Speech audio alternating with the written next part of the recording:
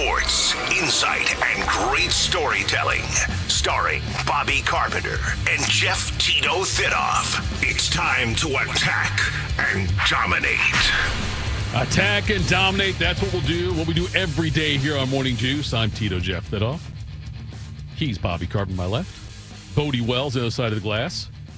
Bobby, how are you this morning, my friend?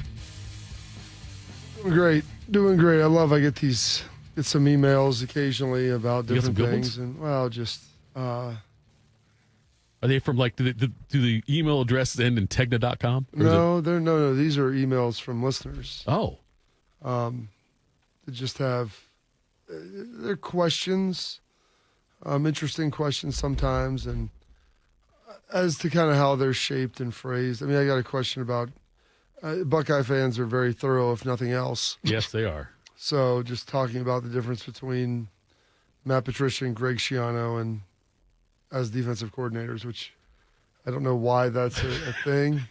Oh, I mean, that's a guy that was here that's seven. A 620 topic, but Yeah. go ahead, I guess. Let's go ahead and find something else. It was just, and listen, this is a guy who's emailed me a couple times through my website, and it's, there's just knowledge of things, and believe me, if I appreciate all the support and and everybody watches, they have great questions. There's a lot of stuff that's, it's just, there's just questions about people who are in the media, who aren't anymore, who do different things, and right. Why aren't they still here? There's a lot of things I'm like, dude, if you want me, I could write a whole book Sure. as to this.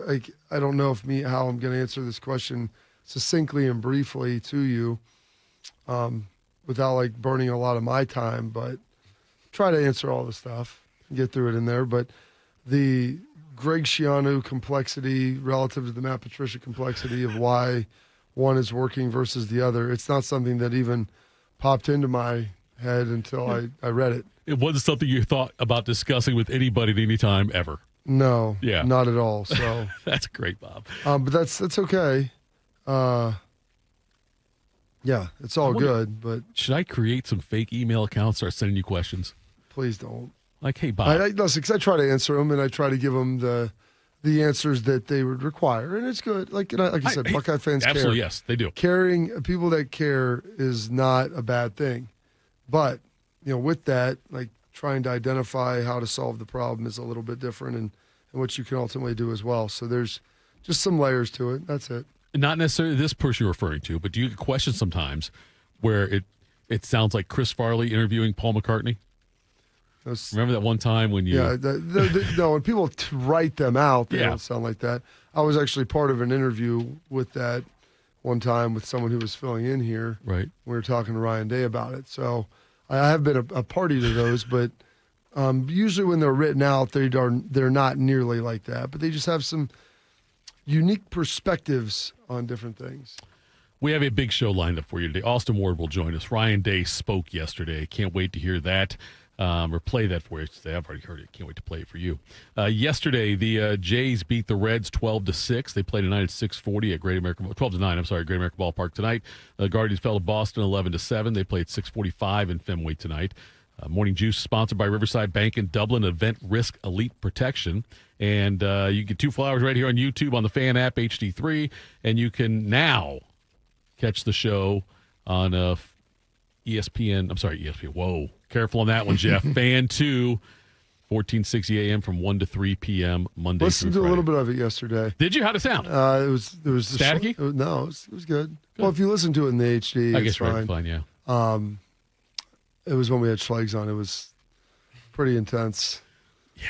I had to take a shower afterwards. You know what I do, Bob? When I go sweating. back and listen to because I Schleg's was stuff, watching Cops. I try to take a shower while listening to Schlegs. That's what I do. Sometimes you need it. Unless I'm watching old Ohio State games while I'm in the shower. Either way. All right, Bob, let's make people smarter. Dr. Strauss. Don't you dare. Time to get smarter. Morning Juice presents Today in History. Here's your professor, Bobby Carpenter. Oh, the education continues, Bob. Make us smarter. We're going to educate you, Thitoff. Yes, sir. It is Wednesday. Gosh, without the Monday, it always quite... We were on Monday, but Monday wasn't operational really for most people. and I went home and took like a 2-hour nap, which I usually don't do before getting the day rolling. But it is Wednesday, August 3rd, the 246th September. day. Yes, September. Even better, Bodie. Trying to roll it back. That Monday Run thing it back. really screwed It you up did. today, Bob. Well, the 9 didn't compute in my head. September 3rd, the 246th day of the year, 119 days remaining in this 2025. This date, 1783, the Revolutionary Wars officially ended with the signing of the Treaty of Paris between the United States and Great Britain. This date, 1838, Frederick Douglass, the famed abolitionist, escaped slavery. There you go. 2 S's. Douglas? Doesn't he have 2 S's? Doesn't that Frederick Douglass have 2 S's? Which one is That's 2 S's? That's a good question. I think he does. I think that's Douglas. He's got the sweetest hair. We used to always say that Jack Tatum looked like a modern day Frederick Douglass. R.I.P. see to that. both. R.I.P. to both. Yes. Oh, he came and spoke to us. His hair, he was awesome. Awesome dude. This date, 1920, Ty Cobb hits his 4,191st and final hit for the Philadelphia Athletics. He was pinch hitting at that moment. That number changed, by the way. They give him more? Was this No, they Mr. took one 3000 away. with Bernie Mac? No, they took one away, I think. They took it to, I think he ended up with 4,290 is like, because they found a hit, they credited him to him. They announced that, but they still recognized the 4,191, but they announced it was that, which would have meant Rose would have broke the record in Chicago, not in Cincinnati. So did he have to, like Bernie Mac, go back and get his hits? No, I don't think. I think they found out. R.I.P. to Bernie Mac, too. I think what they did was they put they put Tommy Lee Jones out there to try to get the other hit. Okay. Did they mistake Ty Cobb for someone else? I can't. I don't know how you could have. That dude was a distinct individual, to say the least. This date, 1968, Ringo Starr returns to the Beatles after quitting during their recording of the White Album. So how long was he quit? How long did he quit? Do we know? That's a great question. Okay, what was this date and what year? 1968, quit during the White Album when they were recording that. So I'm sure they have a date that's somewhere in there he walked off, or at least a roundabout time. Walked away and then never came back. This date, 1972, Mark Spitz wins the 100-meter freestyle in Munich with a world record of 51:22. It's amazing how fast that was, and then how fast some of these guys swim now, and what they're able to put up, and that was his 7 gold medal performance. This date, 1982, Do You Really Want to Hurt Me by Culture Club is released.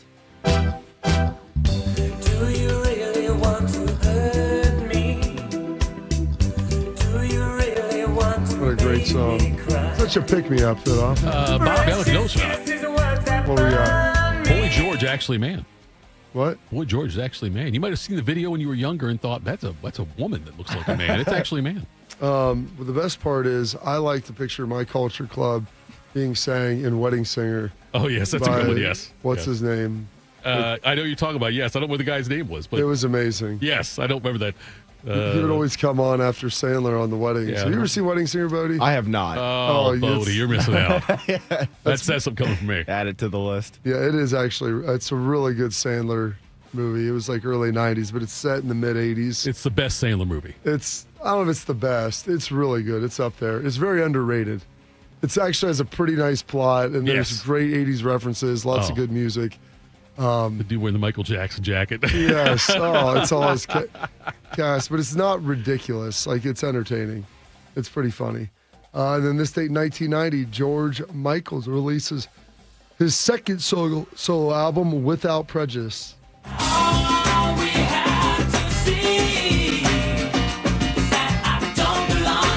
Don't belong to me.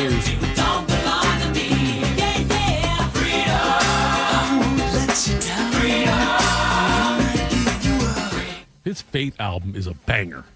Yeah, listen, R.I.P.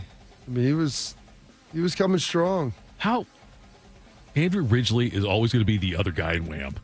The fact that you know that, one of my other friends knows that too, and it's one of the great questions is who was the other guy in Wham? Yeah, And, Andrew Ridgeley. That's Andrew who it is. Ridgeley. That's who Like, it is. you know, It's a everyone- great reference point. You make fun of people too. It is. You tell me, like Andrew Ridgeley, you know, like on this show, I would think people would call me Andrew Ridgeley. I don't know about that, but I mean, we could have like who are the greatest Other guys. other guys. I mean, you could have like Wally Pipp, Andrew Ridgeley. You think John Oates is another guy? No, because Hall & Oates, his name is in it. Like, I try to think of other, like, just great. Funny in the Seinfeld episode, they had the three tenors. They named the first two, and then there's the other guy you always forgot. It was like, Pavarotti and I don't know who the other one was, but then the third guy was always the other guy. That's interesting. We'll have to think that up. That might be a good fan poll question someday. Here we go. Who's the greatest other guy? The greatest other guy. Oh, goodness. We've got some birthdays today. Glenn Bell, born on this date, 1923, the founder of Taco Bell. Why not? Wow. Might have a segment coming up about that here soon, don't we? It could be. It's called Tito Tries, and he goes around and we just jam food in his beak. It could just be a Fitbit, but so you're telling me the guy who invented Taco Bell is not Spanish or Mexican in any way, shape, or form? Glenn is his first name. Is it Glenn? Glenn Bell is his last name. Ironically, Glenn is the name of the antagonist in Wedding Crashers. Or not Wedding Crashers, Wedding Singer. Which is you're right. That is it. Yes. We all tie it back together now. Glenn. Oh, yes. It's so good. Billy Idol's in it. You would love it. Born on this date, 1963, turning 62 today. Author of The New Yorker. Wrote some amazing books. Outliers, What the Dog Saw, Blink. Malcolm Gladwell, turning 62 today. You read any of his books, Bodie? I have not. What did the dog see? That's a compilation of his short stories. Okay. It's pretty good. But he wrote, not Wisdom of Crowds. He wrote Blink, Outliers. There's one other. He's written like 4 or 5 books. I've read most of them. They're pretty good. He's no Xander Hollander. I don't even know who that is. The guy who wrote the baseball preview books every year. The Great Gatsby? Great Gatsby. My son was reading. I was like, this is great. He's like, yeah, something about the Gatsby. I'm like, dude, The Great Gatsby is a phenomenal book. It's an unbelievable story. True American story. He's like, they're making him write down all these allusions. He has to highlight things through there. I'm like, dude, the movie's good too. The movie is good. I can't watch the movie. No, the book is better. And Leo's in the movie, so it's good. Didn't Robert Redford play in that movie? The original? They had the original. original one. Yeah, I think Redford was it. Turning 60 years old today. Some people probably thought he wouldn't see 60 10 years ago. Uh-oh. I've actually seen him in, I don't know if you'd say concert, on tour, the Violent Torpedo of Hate tour. Does he have HIV? Is that a confirmed? I'm not sure you're talking about. I'm getting all these descriptions on who you're talking about. He has a famous dad and a famous brother, but he might be the most famous of them all. Star of 2.5 Men, Mr. Charlie Sheen. He also shared with us some of what really happened that night last month when he was rushed to the hospital after a drug-filled night with porn stars. Your anger and your hate, I think, is coming off as erratic to people. Passion, my passion. Some are saying that you're bipolar. Wow, what does that mean? I guess that, you're on 2 ends of the spectrum. Wow, and then what? What's the cure? Medicine? Make me like them? Not gonna happen. I'm winning. I win here and I win there. Now what? If I'm bipolar, aren't there moments where a guy crashes and in the corner like, oh my God, it's all my mom's fault? Shut up. Shut up. Tell me about the last time you took drugs. The last time I took drugs, I probably took more than anybody could survive. What are we talking about? How much? I don't know, man. I was banging 7-gram rocks and finishing them because that's how I roll. I have one speed. I have one gear. Go. How do you survive that? Because I'm me. Because I'm me. I'm different. I just have a different constitution. I have a different brain. I have a different heart. I have a different, I get tiger blood, man. You don't worry that you're going to die when you take that many drugs? Dying's for fools. But how do you know? I blinked and I cured my brain. That's how. Everybody has the power. Just because everybody here, Can't is the cancer of happen. Can't is the cancer of happen. I can't do it. The Nike slogan doesn't say, just try it. Oh, okay. Just try it. No, just do it, man. But you love to party. I mean, what's not to love? I tell you. Can't is the cancer of happen. That is fantastic. If we ever run out of Schlegalisms, we need to do some Sheenisms. That was only half the interview, too. The whole thing is amazing. Oh, yeah. Banging 7-gram rocks. Mike Irvin, move over, big dog. You know who I'd like to see together? Mike Irvin and Charlie Sheen. See, I'd like to see Sheen and Schlegs have a conversation. No, I think Mike Irvin in their peak of their powers. I'm just like Schlegs is just Schlegs is just high on life, and I like to see Schlegs with all the things he says. Sometimes Nike doesn't say just try it that often. I know, but I'd like to see Schlegs. I'd like to see Sheen's reaction when Schlegs says side nugget here, and then, two-banger, whatever, and then have Sheen respond in kind. That's what I'd like to see. Gosh, so much there. AJ and I went and saw him in concert, or whatever it was, his tour when he was going around. We went to like his third one when I was here. Was it like stand-up comedy or? It was weird. It was like a sit-down. It was kind of just more of that. Okay. He's Little just Italy chatting. said that she won tickets. Or he won tickets. I said she. He won tickets from the fan to go see the Charlie Sheen show when he was here. We went and saw it. Was like 10, 12 years ago. It was right after he got fired off 2.5 Men and did this. It's called The Violent Torpedo of Hate. They got it better, I guess. He kind of curated it. I don't think they had much of a plan when they began. Shocker. And by his third one, it was like second or third, fourth one was here, and it was a little better, and I think it got better as it went. But it was him, and there was just someone that interviewed him. He did a sit down, and it was talked. It was over at the Ohio Theater. Oh, was it really? Yeah. Yeah, it was really good. Courtney would not go. We had She just wouldn't had go? Caleb. I think maybe we had just had Caleb. Maybe she was pregnant with Caleb. About 9-10 years ago. Then yeah. Somewhere in there. Yeah. It was AJ, myself, Laura. Was it Brady? Laura not go? I think his father-in-law Chops went. It was. We had pretty good seats. We were like 10 rows up. It was awesome. I really enjoyed that. Some other birthdays today, not to be topped. Luis Gonzalez turning at 58, 5-time All-Star, but he will be most notably remembered as, I believe, if my memory serves me correct, it was the first blown playoff save by Mariano Rivera as he hit that walk-off in 2001. The chance of a lifetime for Luis Gonzalez. 2-2, bottom of the ninth. Game 7 of the World Series. Bases loaded. Florida, center field. The Diamondbacks are world champions. Yeah, the D-backs the Yankees had put the drawn the infield in to try to force you out at home. He blooped it right over top of him. Blooped it right over top. It was really good. I mean, that was a heck of a play. Game 7, that was in a World Series where you had Randy Johnson and Schilling.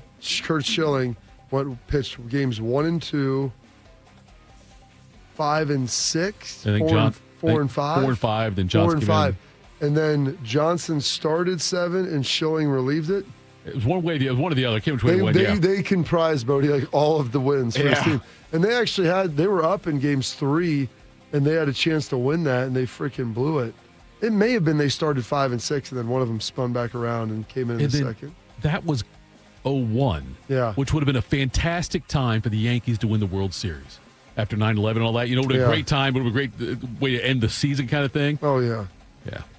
But the Diamondbacks and their legions of faithful fans would not be denied. No, you're right. Great You're right. sports market, Yes. Phoenix, Arizona. The guy you call Mighty Mouse, Damon Stoudemire, turning 58 today. How about that? Georgia Tech head coach, which I could not believe. Some of the trouble he got into back when he was with the Blazers. Now he's the head coach of Yeah. Georgia Tech, like ACC. He was part of the Jailblazers, I think, if I'm not mistaken. Yes, Yeah. that's what they called him. Yeah. Jailblazers. Yeah, I've heard that. Ruben Rasheed- Patterson was on that Rasheed team. Wallace. Rasheed Wallace. They were yeah. great. Ball don't lie. Both teams played hard, my man. Both teams played hard. Have you seen that clip? Yeah. I mean, literally for 5 minutes. Your thoughts on both teams played hard? It was before I'm just here so I don't get fined. And that was Rasheed Wallace. So good. Red Foo of LMFAO turning 50 today with his banger Party Rock. Party rock! Let's go! Party rock is in the house tonight. What year did this come out? Everybody just have a good time. Yeah. And we gon' make you lose your mind. I'm gonna guess. I mean, I know I was early high school because I remember that song being like a huge deal. Still a great song. It's funny. I went to the gym yesterday. Probably first After 5 hearing minutes, that, I was there. That song came on. I was Because like, you wow, that's incepted it ironic. because you were cutting it in here. I would say 2011. I was going to say 2012. That sounds. Wait, you don't know the answer? No, I was just Oh. asking. I guess I got to look it up. I was just asking. I know that RJ went as one of the dudes, my oldest son, one year, and we put a Bluetooth speaker on him, Bodie, and he just went around and was just playing it the whole Blasted. time. January 25th, 2011. There you go. There you Good go. job. That was well done out of you. I feel like it hung around for a couple years, too. The guy they called the Freak, the 3-time Pro Bowler with Tennessee and then Philadelphia, and then returned to Tennessee Javon Kearse turning 49. And then the Flying Tomato, the 3-time Olympic gold medalist in the halfpipe, Shawn White turning 39 years old today. Shawn White is about to drop in for his third and final run here in Korea. He has 2 gold medals already, a 4th in Sochi. Korea? He wasn't happy. Korea's He wants to Korea. go again. He wants 3 from 4. He's dressed as an astronaut, but at the moment he has a problem. He's only in 2nd place. Shawn White has dropped in for gold. Before coming into this competition, everybody was asking, can Shawn White nail the back-to-back 1400s? He's done it, and now, well, it's in the hands of the judges. Is this enough from Shawn White? It would be one of the most memorable, historic, legendary runs in snowboarding history. Once again, questions asked of Shawn White. Has he answered them? Yes, he has! Shawn White takes gold in Pyeongchang in the most emphatic fashion. The last run of the day. He takes it away from Ayumu Hirona. Unbelievable scenes. 2018 Winter Olympics in South Korea. South Korea. that That might gives be, all like one syllable. that might be a poll question. There is, can you name another historic snowboarding run in history? 'Cause that was one of the most historic ones they said. Can you name another snowboarder period or outside of another Listen, historic you run? create the market. Yeah. I mean, That's right. name me another skateboarder outside of Tony Hawk. Yeah. Right, I AJ's know. uncle. Yeah, right.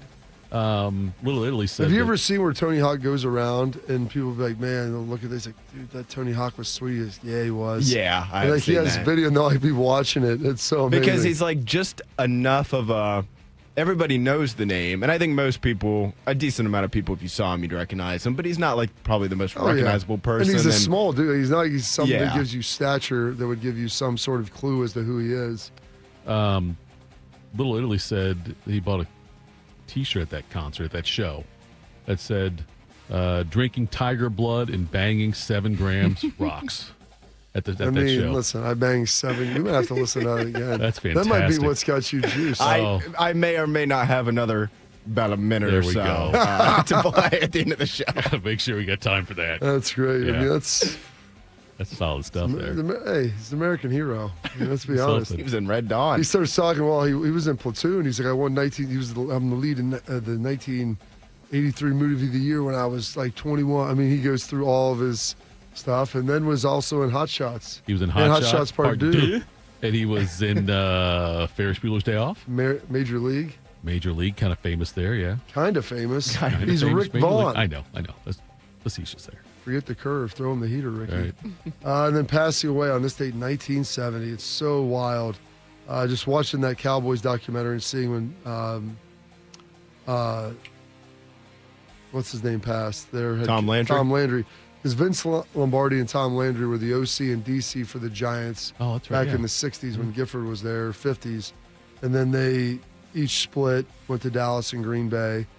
And, Lombardi, died in 70. I think he stopped coaching in 69. He coached one more year with the Redskins. And then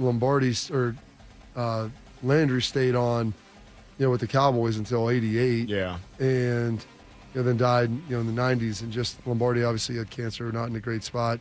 But passing away on this date, what would that be? 55 years ago today.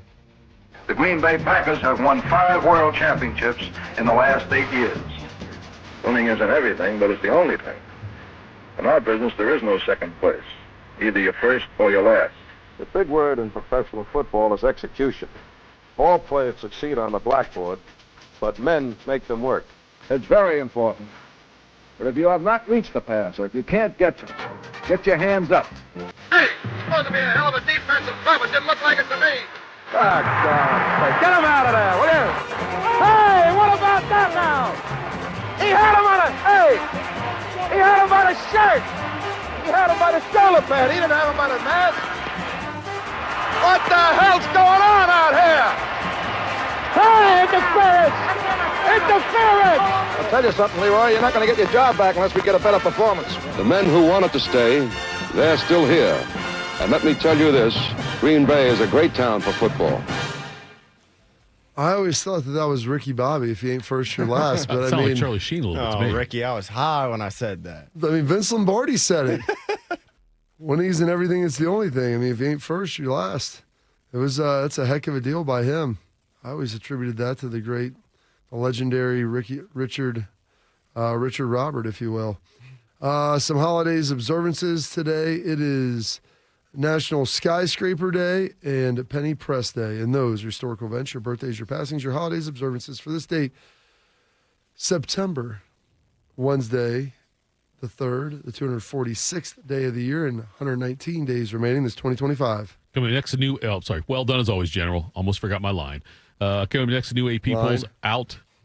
Are we headed to a 1-2 showdown at the shoe? We'll do that next. Morning Juice. The most common form of treatment for the arthritic joints is normally cortisone injections and gel shots and over-the-counter medications. And most patients have tried all of that and are still in pain. Every day, Dr. Aaron Wolkoff, a QC Kinetics medical director, meets patients who have exhausted every method to get relief. They've been told surgery is their only option. They want to stay away from that path, and they come to us almost as the last hope. So we're using our own body's properties to help manage pain, to help slow arthritis down, keep the patients active with no downtime, and get them back to what they enjoy doing. I mean, I love what I do. QC Kinetics regenerative treatments from our board-certified providers help heal and restore aching joints. No surgery, harmful drugs, or downtime. Call for your free consultation today. Call QC Kinetics, 380-208-4544. That's 380-208-4544.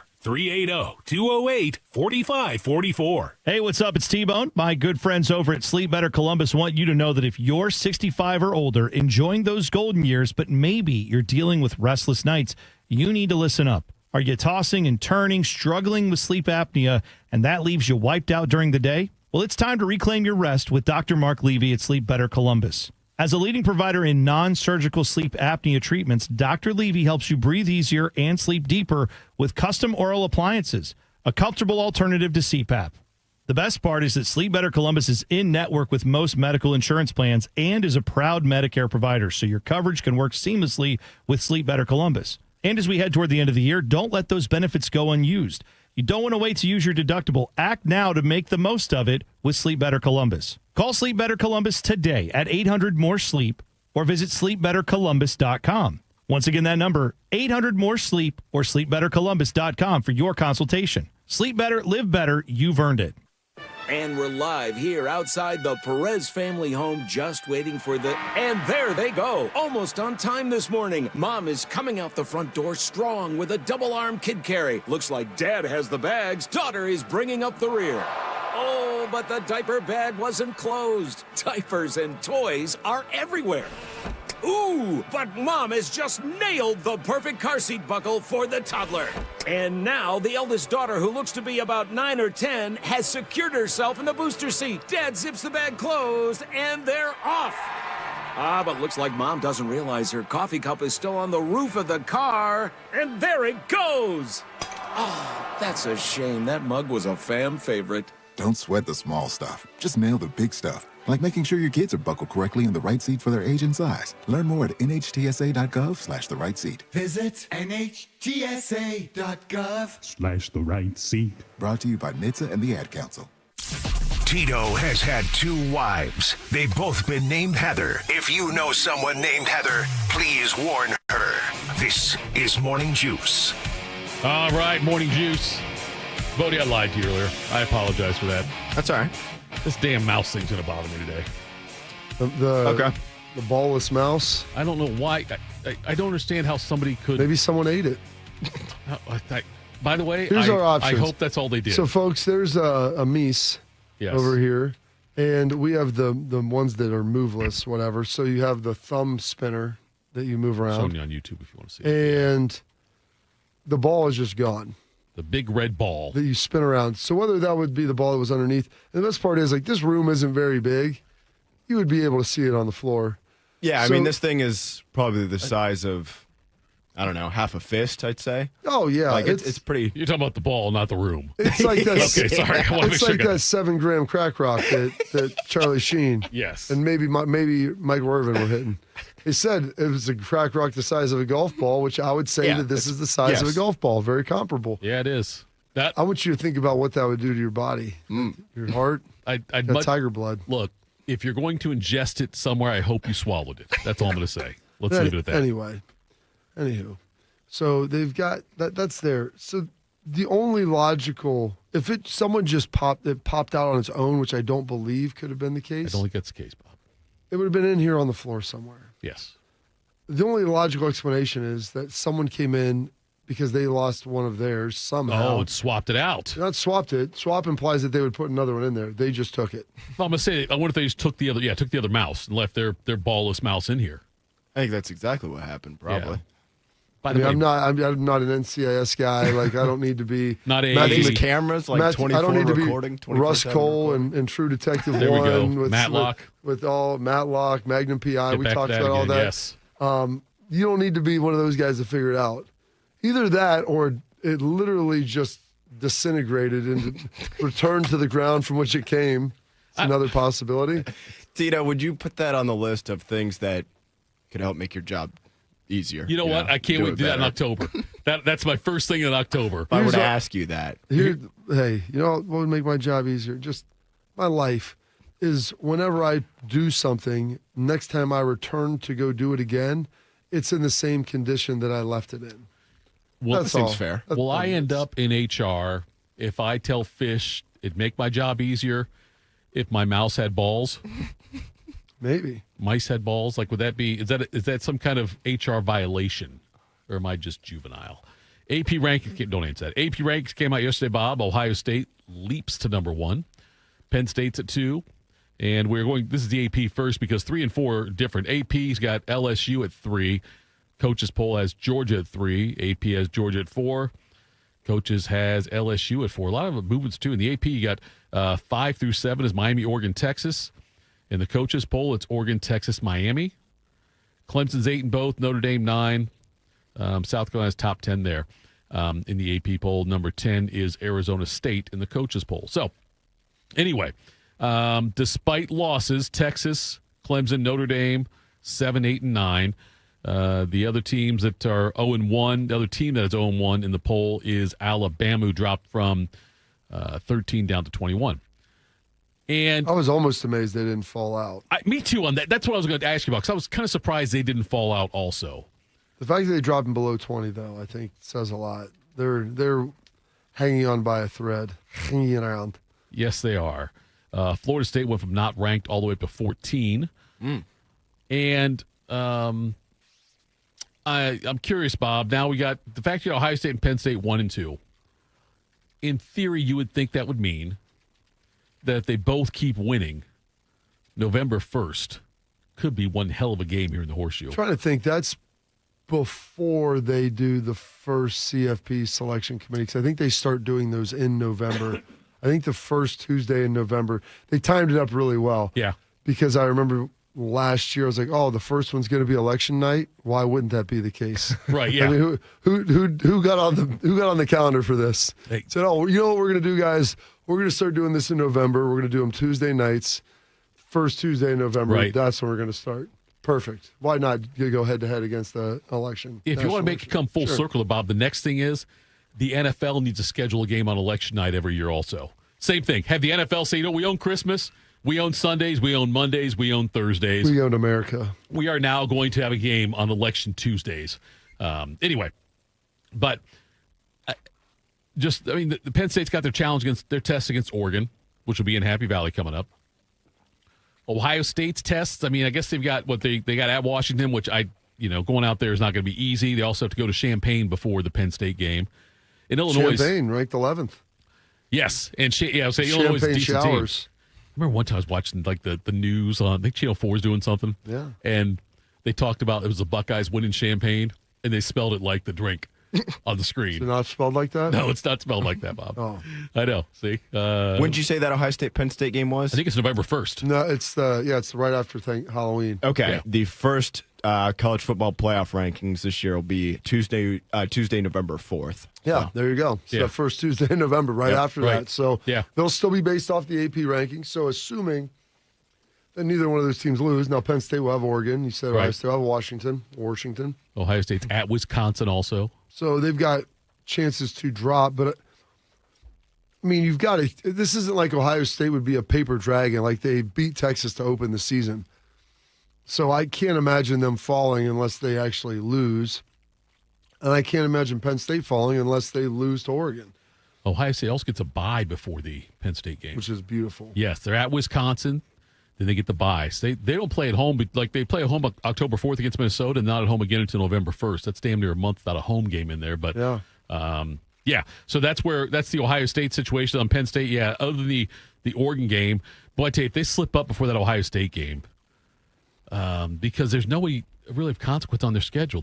Oregon's going to be tough. Oregon will be tough. It'll be a whiteout. It'll be a whiteout there, but they at UCLA after that one at home against Northwestern. 7-gram whiteout At Iowa, Penn State also with the bye week before Ohio State. We should have Charlie Sheen come in and get him going for the whiteout. He could do the LeBron. Oh, that's a great idea. Except with a kilo of blow. What are the odds? Come on in. Okay. Bang it 7 grams, Bodie. Let's go. Bobby, what are the odds, you think, if a school brought in Charlie Sheen as a publicity stunt, he's on the field for the game, do you think he gets down on all fours and acts like he's snorting one of the yard lines? Because I think I could see him doing that. That would be pretty tremendous. They probably have odds on that on DraftKings, too, but I could see that happening. I think North Carolina could probably use him right now as a shot in the arm. Oh, man. Yeah, they definitely could use that. But so anyway, yes, that AP poll came out, and I was trying to think what the other Big Ten teams that were in the rankings. You mentioned the Fighting Illini of Illinois. Oregon, like I said, was 6 on that one. Still hard to get used to them being in the Big Ten. Michigan. Kidding me? Big Ten. Coast to coast, man. Classic. Worldwide. Michigan is 15 in the AP poll. They are 13 in the coaches poll. Well, I'm trying to look at that now. I can't remember if there was another one in there or not. Indiana. Indiana's 23rd in the AP and 21 in the coaches poll. So, yes, that came out. And Ohio State jumped up there to 1, like I said. So, all right, coming up next, we'll hit you with some quick hitters. Morning Juice. He's a former coach with 2 sons who played professional basketball. Satch Sullinger's a competitive individual, but his golf game was suffering because of painful joints. As we get older, we create these bad habits because we're relegated to hit a certain way. QC Kinetics used regenerative treatments, all natural healing properties from Satch's own body, to restore those damaged joints and get his golf game back on track. QC Kinetics regenerative medicine is regenerating me, all natural. And that's what I'm about. I'm going to tell everybody why I'm better. Oh, and by the way, it looks like the competitive Satch is back, feeling great and giving his golf buddies a hard time. We're all in the same boat, and I'm getting better, and I'm watching them stay old. Go to QCkinetics.com/Columbus. Get relief and your game back. Call for your complimentary consultation, 380-208-4544. 380-208-4544. Again, 380-208-4544. QC Kinetics. I'm Shanola Hampton. Every day, millions of people face hunger. Today, I will share with you some of their experiences. I'm stuck between paying for medications or paying for food.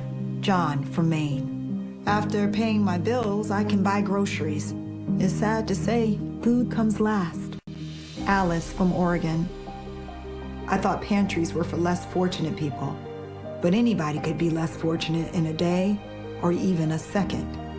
Claire from Virginia. The Feeding America network of food banks helps provide over 6 billion meals to people in need each year. No one should have to worry where their next meal will come from. Together, we can end hunger. Learn more at feedingamerica.org.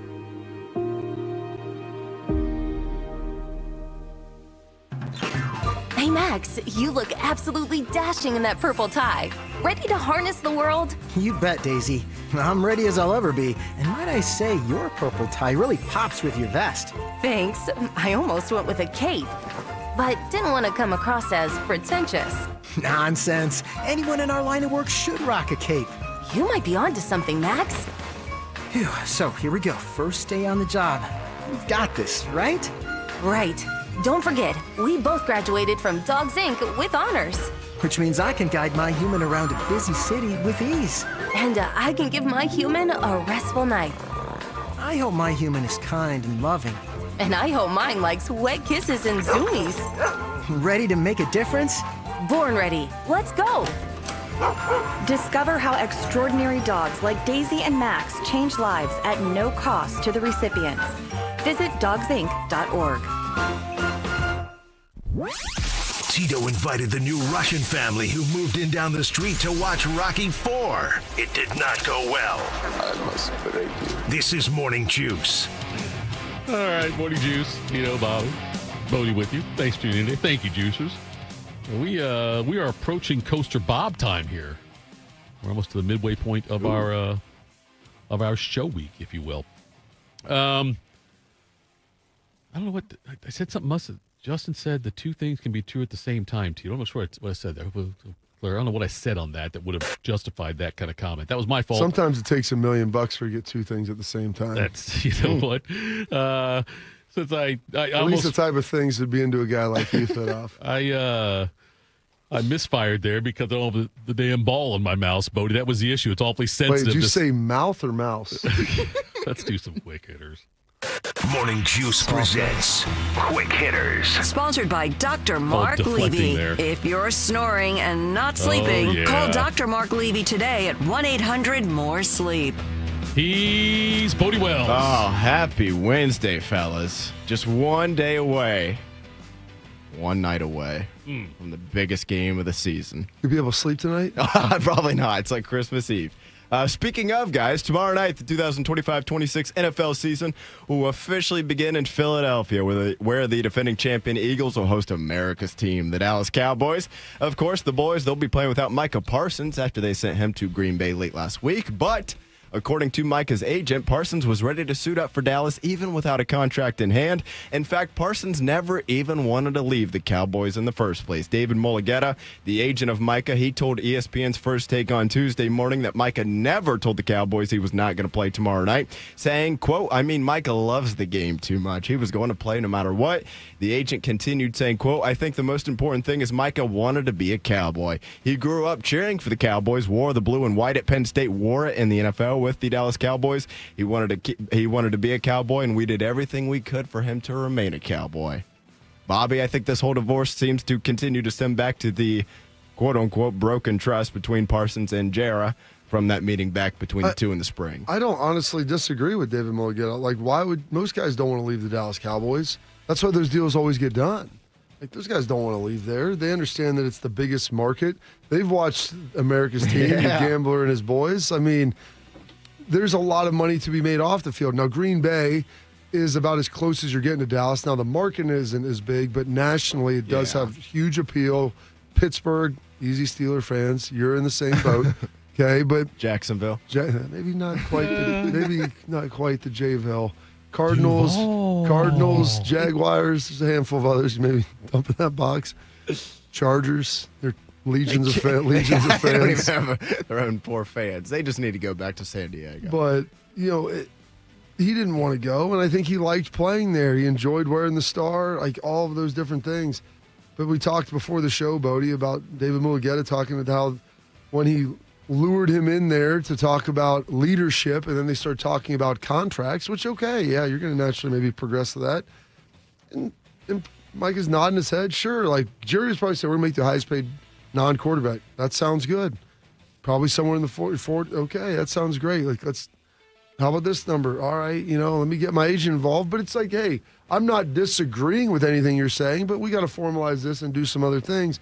Jared thought they had a deal, shook hands, walked out, and then I'm just amazed that he wasn't able to swallow his pride enough to come back around on that. That's the thing that's crazy to me. First of all, I like how you casually threw in there you and Bodie had a pre-show meeting without me being involved. You said you and Bodie were talking about this. You were earlier. trying to find that mouse ball. Anyway, Bob, help me out with this. Why would the agent make this statement? I'm saying, like, is there any kind of strategic thing about it? Is it a PR thing? Is it just paints his client in a better light? Or just don't address it, because now it almost sounds like he's disappointed to be in Green Bay. Not disappointed. He didn't want to leave Dallas. That doesn't mean that he's not excited to be where he's at. But it wasn't like I think his point was he was not. When they got into this, right? His goal was not a separation. Okay, but I look at as somebody who's maybe been down the aisle a couple of times. When you said the divorce, I think was the word that was used. If I would have said, you know what, to my wife, I would say out to people you know what, I really was with my first wife still. I didn't want to leave her. I didn't want that to end. I don't think that's a bad thing. Well, you made the decision at some point to stay there. Like in the NFL, you don't choose where you go; you get drafted. Right. I think that's just saying I would say it's more like going to counseling with the idea like this isn't going to work anyway. Like he was trying; they wanted to make it work. He wanted to stay there. Now him going to Green Bay, it's not that he's not excited to new beginnings. Yeah, but he did not get into this with bad intentions.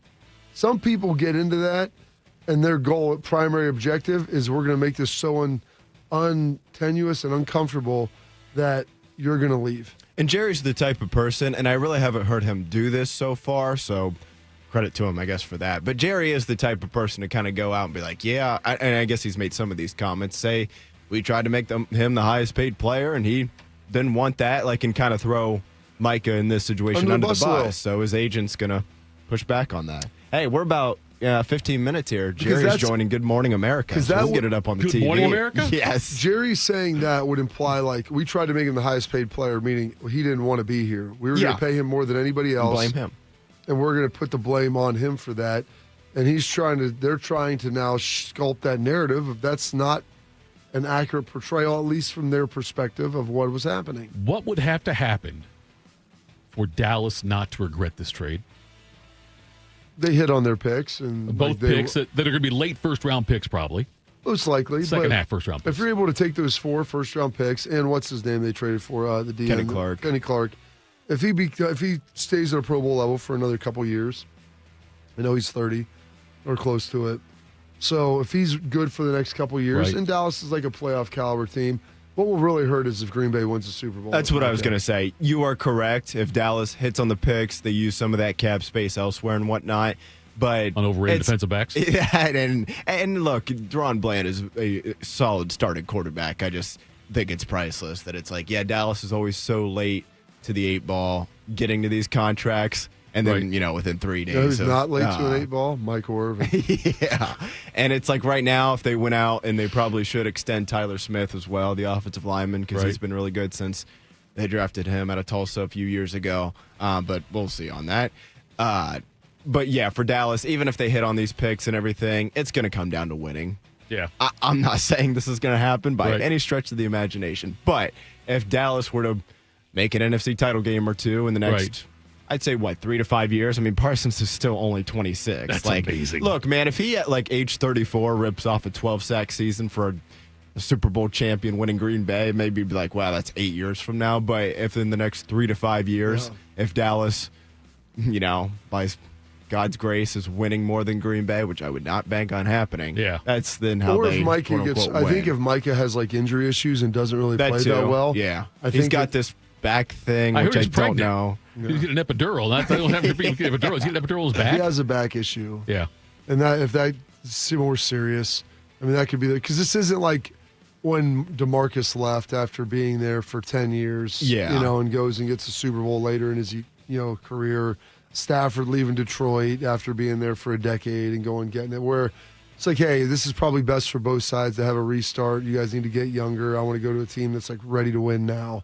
So it's how far, what does that success difference look like with the Cowboys and Packers? And maybe lack of success for Green Bay if that happens. I mean, this is probably more along the lines of Khalil Mack going to from the Raiders to the Bears. Granted, I don't know if the Raiders won that trade because Gruden had some rough drafts there for a few years, and I don't think he really capitalized on those picks. But Chicago didn't really win anything either. Not that was necessarily Mack's fault, but if Green Bay and Dallas were to both just be you look up 3 to 5 years from now, and neither team's really won maybe more than a playoff game or two, which that'll probably be Dallas. So Green Bay's lack of success, if that were to happen, could be something where Dallas looks back and be like, yeah, see, we traded him and he was so great, but it's not like he won anything in Green Bay either. I would love to. Because I like when with Green Bay and Dallas are relevant. I like when they're both relevant in the NFL. And they're, as far as like wins go, Dallas is relevant every year. I'm saying I like it though when they are winning. And I would love to see, like, I'd love to see the reaction of Jerry Jones if Dallas gets further than Green Bay in the playoffs like this year. Like, what would be the press conference like after that? You got to be careful because you don't want to start, unless they win a Super Bowl, you don't want to be celebrating too early. Yeah. Well, even if you got to the Super Bowl but lost this year, it's not like in the next few years Green Bay couldn't make a run at it either. Or think if they, this is how we'll know. We'll find out now if the NFL is scripted. Because if Green Bay and Dallas somehow meet the playoffs. There's a lot of people that love Jerry. But you're right. If they meet in the playoffs, though, think how great that would be. If Green Bay and Dallas played in the playoffs this year. It would be pretty sweet. I don't know which would be better, if they played in Dallas or played in Green Bay. I guess probably Dallas would be the better Dallas, story. I think. The better story, yeah. Because Packers fans don't, like, have any, well, they have animosity probably towards Dallas, but that's just, like, natural. Yeah. Just like there, because most people, if you're not a Cowboys fan, you don't like them. Right. Where Cowboys fans would not only want to beat Green Bay from some of the previous 2014, 2016 losses, and even 2023 there when they beat them by about 100 a few years ago in the postseason, but also to then get the one-up on Micah. College football here, guys, and what is a relatively light Week 2 schedule this weekend. One game that has added some juice all of a sudden is Oklahoma State going on the road against number 6 Oregon. Talking on his radio show on Monday, Mike Gundy said that Oklahoma State spent around $7 million on his team over the past 3 years. Then he decided to discuss how much the Ducks have spent on their roster in recent years, saying, quote, I think Oregon spent close to $40 million last year alone, so that was just 1 year. Now, I might be off by a few million, Mike Gundy said. But nevertheless, Dan Lanning in his weekly Monday press conference, he responded to Gundy's comments saying, quote, if you want to be a top 10 team in college football, you better be invested in winning. We spend to win. Some people save to have an excuse for why they don't. I can't speak on their situation. I have no idea what they got in their pockets over there. Tito, there's just one top 25 matchup this Saturday as Oklahoma will host Michigan down there in Norman. But this not top 25 matchup, and like I said, a light Week 2 schedule, it's added a little bit of juice with Gundy and then Lanning rightfully responding. Bobby, when he was 40, he was a man. And now Gundy's a bit of a crybaby, I think. Complaining about this, the money thing, it's like... This to me is like complaining when people do that. Oh, gas prices are super high. You're like, what are you going to do about it? Well, it's the have and have-nots. It's always been that way. This idea that teams spending money on their players is any different than facilities and things like that. It's always happened. Oregon has become a have team with Phil Knight's help, and Oklahoma State, they're probably not a have-not. They're somewhere in the middle, right? And also, by the way, maybe go win a Big 12 game this year, Mike Gundy, before you start talking. Look, when you say that, you're already saying your team's less. Yeah. Your team's less than yours. It's like, what? I don't understand the philosophy or the reasoning behind doing that, Bob. Managing expectations. But, no, you're lowering expectations is what you're doing. Yeah. It's called managing expectations. Understand that we spend half as much of this, so if you're going to give me a McDonald's budget, don't expect Hyde Park service. I get it, but I understand, like, when you want to say that in the offseason or say that, but not before this game and say, man, look at this. I mean, look, I know Lou Holtz used to always, every opponent they played was the best team. This is one of the best teams out there in college football. They're disciplined. They play hard. They've lost a couple, but they've been very close. They've been very close. And listen, Ryan Day's doing a hell of a job at Ohio State. They got a tough football team. You know what, Bob? You don't have the physique. No offense. Do you want me to work on that? No, but listen, you've got the hair. You could pull off a really good Holtz at Halloween this year. That was pretty good, Bob. I think you should do that, Bob. You got a theme for your party yet this year? It might play into that. That's funny. I think you could pull that off really well. Wide World of Sports. Is that the theme this year? Yeah, I was thinking about trying to work Orenthal into there somehow. Oh, that's a great idea. I have to rent a white Bronco. White Bronco. Yeah. Maybe get a... With juice on the license plate again? Extra head for my girlfriend. That's a good call. Can we bring weapons? Will we be searched at the door? No, there's no searching at the door. Can I bring a waitress friend? Or can my wife bring a waiter? I'll figure it out. Anyway, nonetheless, where I was getting... Oh, anyway, Bob, what I was trying to say was that I think that... I just think it's a bad wimpy look for Gundy to come out and say that. Like, think about, look what a big man he was when he was 40, and how he went off. He's like that right there. That inspires a team. He's just saying we're not going to win this game. I know, they're better than us because they have more money than us, which is factually true. And that's kind of the way it is right now. Like you said, Bodie, I mean, you can cry, you can scream in the sky about it. You're an alum from Oklahoma State. You played there. You've coached there as an assistant. You've been the head coach for 20 years. The alley's changed, and unless you have the ability to raise more money, it's going to be hard to be good. And you're in the Big 12, which they don't necessarily have a ton. It's gonna, no doubt, it's gonna be tough. But I don't understand why a coach does this. And so manage expectations. Don't expect us to go out there and win. You say lower, Bill Belichick would say manage. Worked for the Florida State quarterback. He said, "You boys don't have Nick Saban to save you," and he went out there on that field. I would respect Gundy more if he did that. I'd respect Gundy more if he came out and said, "You know what? I don't care what they pay their players. You know, we're never going to pay something like they do. We're going to go out there and show on the field, though, that we can compete without the money." Yeah. I would rather say something like that than go out there and say, like, you know what? Woe is us. It's a 3:30 kickoff on CBS on Saturday. The Oregon Ducks favored by 28.5. Oh, is that what the number is, 28.5? Large number. Between two programs that you would look at, and I think expect it to be maybe a couple scores. Right. And like I said, I know Oklahoma State was bad last year. 5 to 10 years ago, you think that game is a single-digit line. Yeah. Less than a touchdown. Yeah. Absolutely. Nevertheless. Well, I want to tell you guys, our friends over at Riverside Bank, because if you need a bank that truly values local business in this town and the opportunity to work alongside them as partners, whether you're a small business or a large operation, Riverside Bank of Dublin, they've got the right tools for the job. Riverside Bank has the experience of working right here in Central Ohio. They understand the business climate in our area and will help you reach your goals, whether you need an SBA loan to get your business off the ground, a line of credit to keep your business running smoothly, or equipment financing to get your business up to scale. Riverside Bank will tailor a solution that fits your needs. Visit them at riverside.bank or stop in and get to know them at 6300 France Road, Riverside Bank of Dublin, member FDIC, equal housing lender. All right, coming up next, the coach spoke. Ryan Day met with the media yesterday. We'll tell you what he had to say next. This is Morning Juice. Hey guys, 13-year NFL veteran and Super Bowl champion Jason McCourty here, and I'm an innovation ambassador at FAIR, Food Allergy and Research Education. I would say the most challenging thing as a parent of a kid who has a food allergy is probably the ignorance that I myself had in the beginning. I didn't know what anaphylactic shock was. I didn't know the dangers, let alone the things that she needed to be able to have a normal life. When you go to drop your kid off, and every single time in the beginning, we'd have to go through everything she was allergic to. Preparation is everything. And me, for playing football for 13 years, it was all throughout the course of the week. It's getting ready for game day. When you're on the field, you're playing for your fans. At home, you're playing for your family. My playbook, read labels, keep it allergy friendly, and have an epinephrine nasal spray as a backup plan. Because when my family's safe from food allergens, that's the real victory. Visit foodallergy.org to learn more. You know a thing or two about the moments in life that matter. You've seized those moments to embrace joy, accomplish great things, and build meaningful relationships. Is it time now to sit back and reflect on a life well lived? Maybe. Or maybe there's more to be done. Maybe this is the most important moment you've encountered yet. By volunteering with AmeriCorps Seniors, you can seize the moment, lend a hand, and get back more than you give.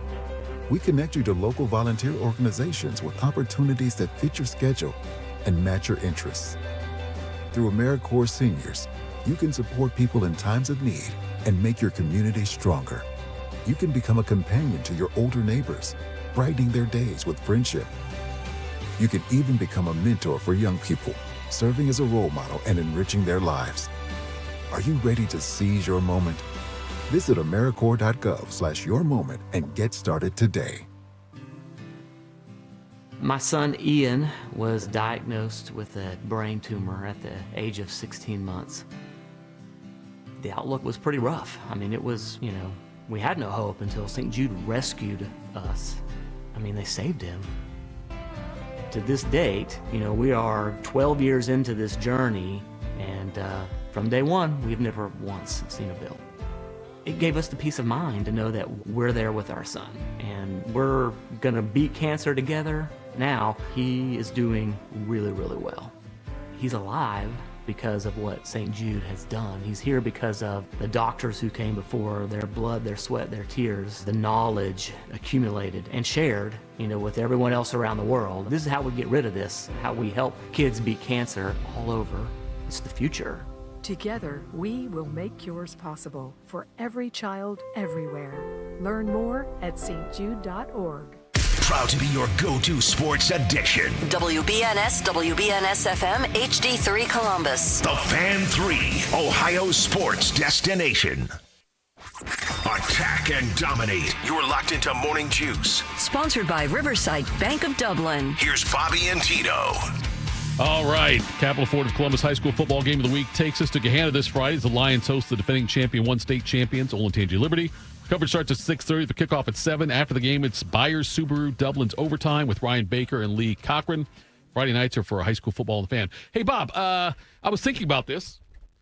When you guys played Miami in 2002, I think there was probably a payroll disparity there, wasn't there?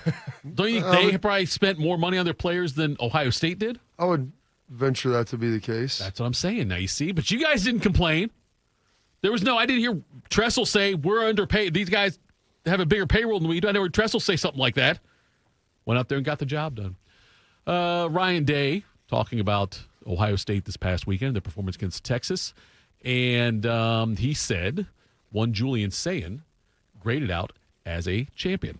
Yeah, he did. He graded out over 80%. His adjusted completion percentage with a few drops was pretty good. So we felt like he took care of the ball, made some good throws. I'd like to think that if we had made a few plays for him earlier on in the game, maybe it would have gone a different direction. But I don't think he ever flinched. So good start. A lot of football to go, though. Yeah, Bobby, I think that saying, you mentioned it on Monday, and it's true that there were, 4 passes should have been caught, or could have been caught, I should say. I mean, you don't count on Jeremiah dropping 2 passes. And the Claire one he should have had. The Claire, and then even the Brandon Ennis, which would have been tough. Yeah. But, I expect Brandon Ennis to make that catch because Brandon Ennis is a really damn good wide receiver. And so I've watched him make catches that difficult or greater many, many times in practice. And so that's just the expectation that you've created. And I really can't wait to see him. I mean, this was obviously a huge test for Sayin. The next 2 weeks, next 2 games. Not as great a test. Shouldn't be as big of a test. But I got to believe that environment in Washington, in Seattle, is going to be a huge test for him at that point, too. Oh, yeah. You have the number 1 team in the country going into Washington to play there. Is it Pullman? Or is that Washington State? Was it Pullman where they play? No, Pullman's Washington State. Okay. They play in Seattle. Seattle, that's what I thought. Okay. Anyway, here is Ryan Day talking about winning the middle 8. Once you get into halftime, that's kind of when you start to figure out, all right, where are we? We're up by 7. We feel like we're playing good on defense. We are getting some movement, up front. We're playing physical on offense. At some point we're going to have to take a shot or 2. And then, see what happens there in the first 4 minutes of the third quarter. Didn't like the way we played in the first 4 minutes of the third quarter. We can do better there. There's a lot of things that we can execute better. And if we do, again, the game can change real fast. I thought we won. We talk about the middle 8. We won those first 4 minutes, but we didn't win those second 4 minutes. So we deferred, and we got the ball to start the second half, and I thought we could have done better there. So going back through the film, a lot of corrections we need to make to get better. And again, that's all great lessons to learn coming out of a win against an opponent like that. But nonetheless, the issues are still there. My God, Bob, I got to believe when you're watching film where there's mistakes made. There's mistakes made obviously every game. No one plays no one has a perfect game. But when you're watching film and talking about mistakes after a win has got to be completely different than after a loss. Absolutely. There's still things that you can watch and learn and clean up, believe me. A lot of things they can clean up from that game. But it's always, and so that's the challenge for Ryan when you win, that you don't gloss the mistakes. Because if you would have lost that game, and maybe you don't get a 4th down goal line stand, maybe you throw an interception, and maybe you don't do anything like crazy critical, but you still lose the game, well, then you're going to look at everything with more of a fine-tooth comb. And that's what Ryan, his challenge is to be able to do that even in a win.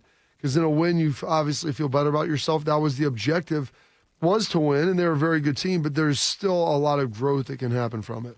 You know, the less you say or less you hear about the offensive line and about special teams, it's usually the better. You know what I mean? Like, I don't have any complaints. Special teams, the fact we're not sitting here having questions about that or having these things about the punting situation wasn't great. It wasn't great, but it wasn't catastrophic.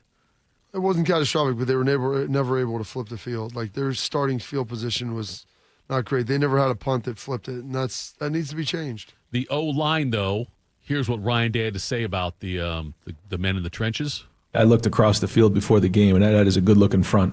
And I thought for Austin starting, at left tackle, Phil right tackle. I thought Carson, Luke, the guys. I thought they played well. Was there some inconsistencies? Yeah. Was there some looks that they gave us that we weren't prepared for? Yes, for sure. I thought they had a good game plan coming in and did a nice job. But I thought if you just watched our play, you watched how hard we played, there's something that we can build off of. And I think watching their reaction after we scored the touchdown on 4th and 1, watching the way they were finishing plays downfield, there's a grittiness to that group that, again, is a great foundation. No complaints at all from the offensive line. Running game I wish was a little more. Could have got the running game going, and last night I didn't have time. I want to go back and watch. And I think that there was some holes that were there and some seams that the running backs maybe could have gotten to that didn't. They can always play a little better. I thought the protection for Julian was pretty good. He wasn't sacked at all, and that's a really darn good front. And that's not just the offensive line. That's also the tight ends and Will Kazmarek and some of those guys and what they're doing. So there's a lot of positive things to say about that. You can always improve, but in general, playing a team that is that good up front, like Ryan was saying, I looked across the line. I saw a team that looked pretty darn good up front, and we did a good job against them, and that's a heck of a deal. One of the things that I think that fans, at least early on, before the game was won, fans had some questions about the play calling, maybe about the conservativeness of Ohio State. I will warn you ahead of time, juicers, that this cut's a little longer than most of the ones we play. This is about a minute and a half. But here is Ryan Day talking about the... we all want to be explosive, and we need to create more explosive plays.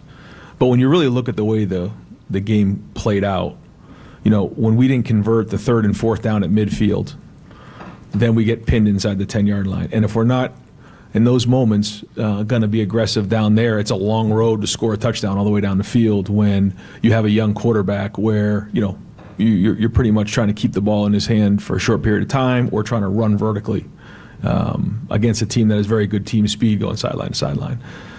And so we found ourselves backed up a lot. One time on a 1-yard line, and when you're in those moments, you have to be very, very careful with the football. And you get a little limited in what you can do with this type of defense, with this type of quarterback, with everything going into play. Then you look at, sort of how methodically we played the game. I think we only had 4 possessions in the first half. I mean, possessions were limited. You add all those things up together, that's what you got when you have a couple early drops. We did have a penalty, and then there you go. Late in the game, we had one drive where, we on purpose wanted to eat up time. I think we ate 4 minutes off the clock, got a first down. We were really moving really slow there. So that's really what played into the game. Now, like you said, moving forward, yeah, we know we have to be more explosive. Yeah, we need to get the ball out in space and do those types of things. But that's all part of the journey with this group. And the first goal was just win the game and find a way to do it. Bobby, the explosive plays that they talk about, from a defensive standpoint, you're out there on the field. Let's say that the team you're playing, you've got them pinned back to their 4-yard line. Okay. Mm-hmm. Would it hurt you more as a defense to give up a 96-yard pass on the first play for a touchdown or a 17-play, 8-minute drive that they get a touchdown? I always say just make it be one and done.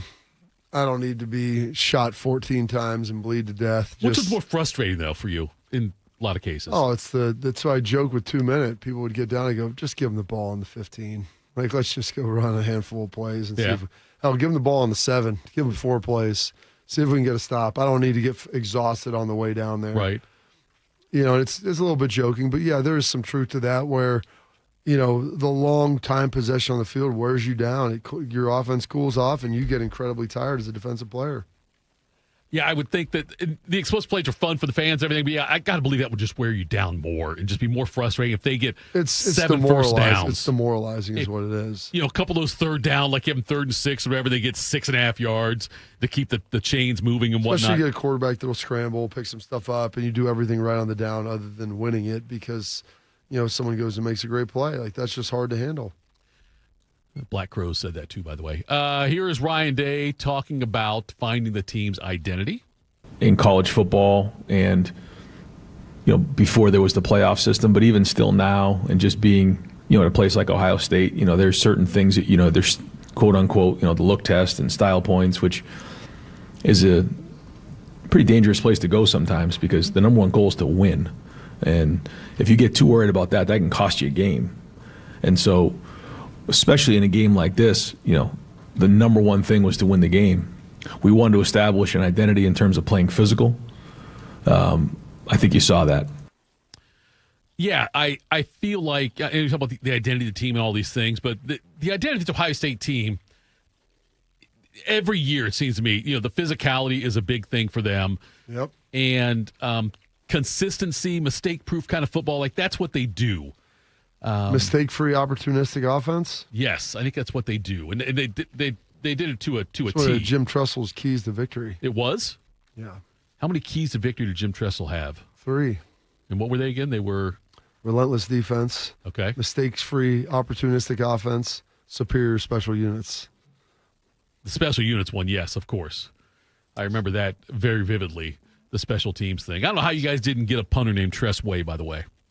The fact he was a punter in the NFL, right? Is that his name, Bo? Did you remember that one? That sounds right, yeah. Tress for the Commanders. Way. Yes. I don't know how Tressel does not recruit or succeed in getting like that's one where if Tress was going to pay a player, I would pay that one. The punter? Yeah, just for that name, Sounds Bob. like a really prudent decision. Well, I'm just saying, Bob, that I feel like that right there would have been ideal to have Tress Way on a Jim Tressel coach team. Here is Ryan Day. What? I love it. It's a great idea, though, Bob. Think about it. It's a great idea. It's amazing you never thought of it.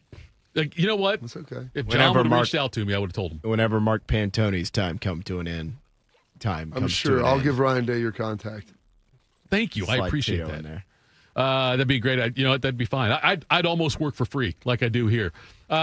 The iPad technology. I thought this was an interesting thing from Ryan Day. Talk about how iPad technology helps things out throughout the game there. I do think for a young quarterback, having that iPad and actually watching the film on what you actually saw and then comparing it to what was on the film does confirm some things in your mind where in the past, you wouldn't know what that looked like until you actually got on the film the next day or after the game. So I think we use that to our advantage in this game. What was it when you played? Was it, not to make you sound old, but I mean, I know it wasn't black and white photographs coming down from like they used to do in the 60s and 70s. We didn't have anything in college. You had nothing? No, you weren't allowed. Until they did the iPads, you weren't allowed to do anything in college. Oh, really? You couldn't even do pictures or anything like that? No, the NFL had pictures. They said it wasn't like it couldn't be equitable across all teams because places couldn't afford that, so we didn't have anything.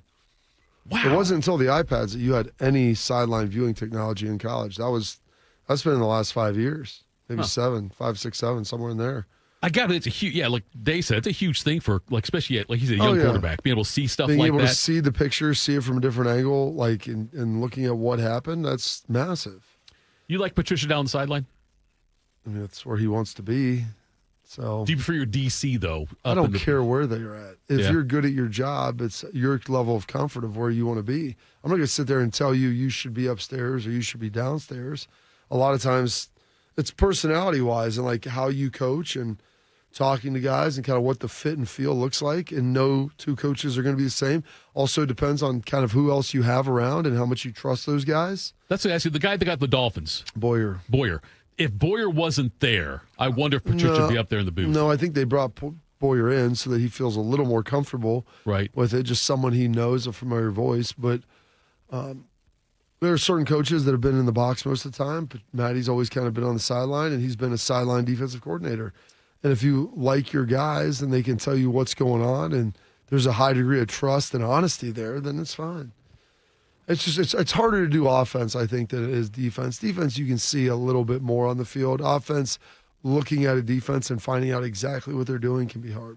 I found that when this is again on a much smaller level though, but when I was, I called a handful of high school football games last year for the Fan, and I remember how much. Where'd you put your Emmy? Miami. You know what? It's a very local, regionalized county Emmy. Is what it is, and I actually had the trophy, made it myself, and gave it to myself. But I earned it. I'm not going to lie to you, I earned it. I think I did more high school maybe like football a township games. Emmy. You know, it was a participation Emmy. I think I sold the most raffle tickets, like I did in soccer. That was the first time I got a soccer trophy. Was I sold the most raffle tickets?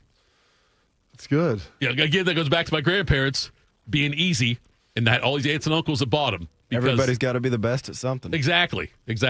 Here's Ryan Day talking about the team still has a lot of work to do. I think they're perfect, but here we go. We got a lot of work to do, a ton. After you come down from the emotion of the game, you get back on the film and you get to work.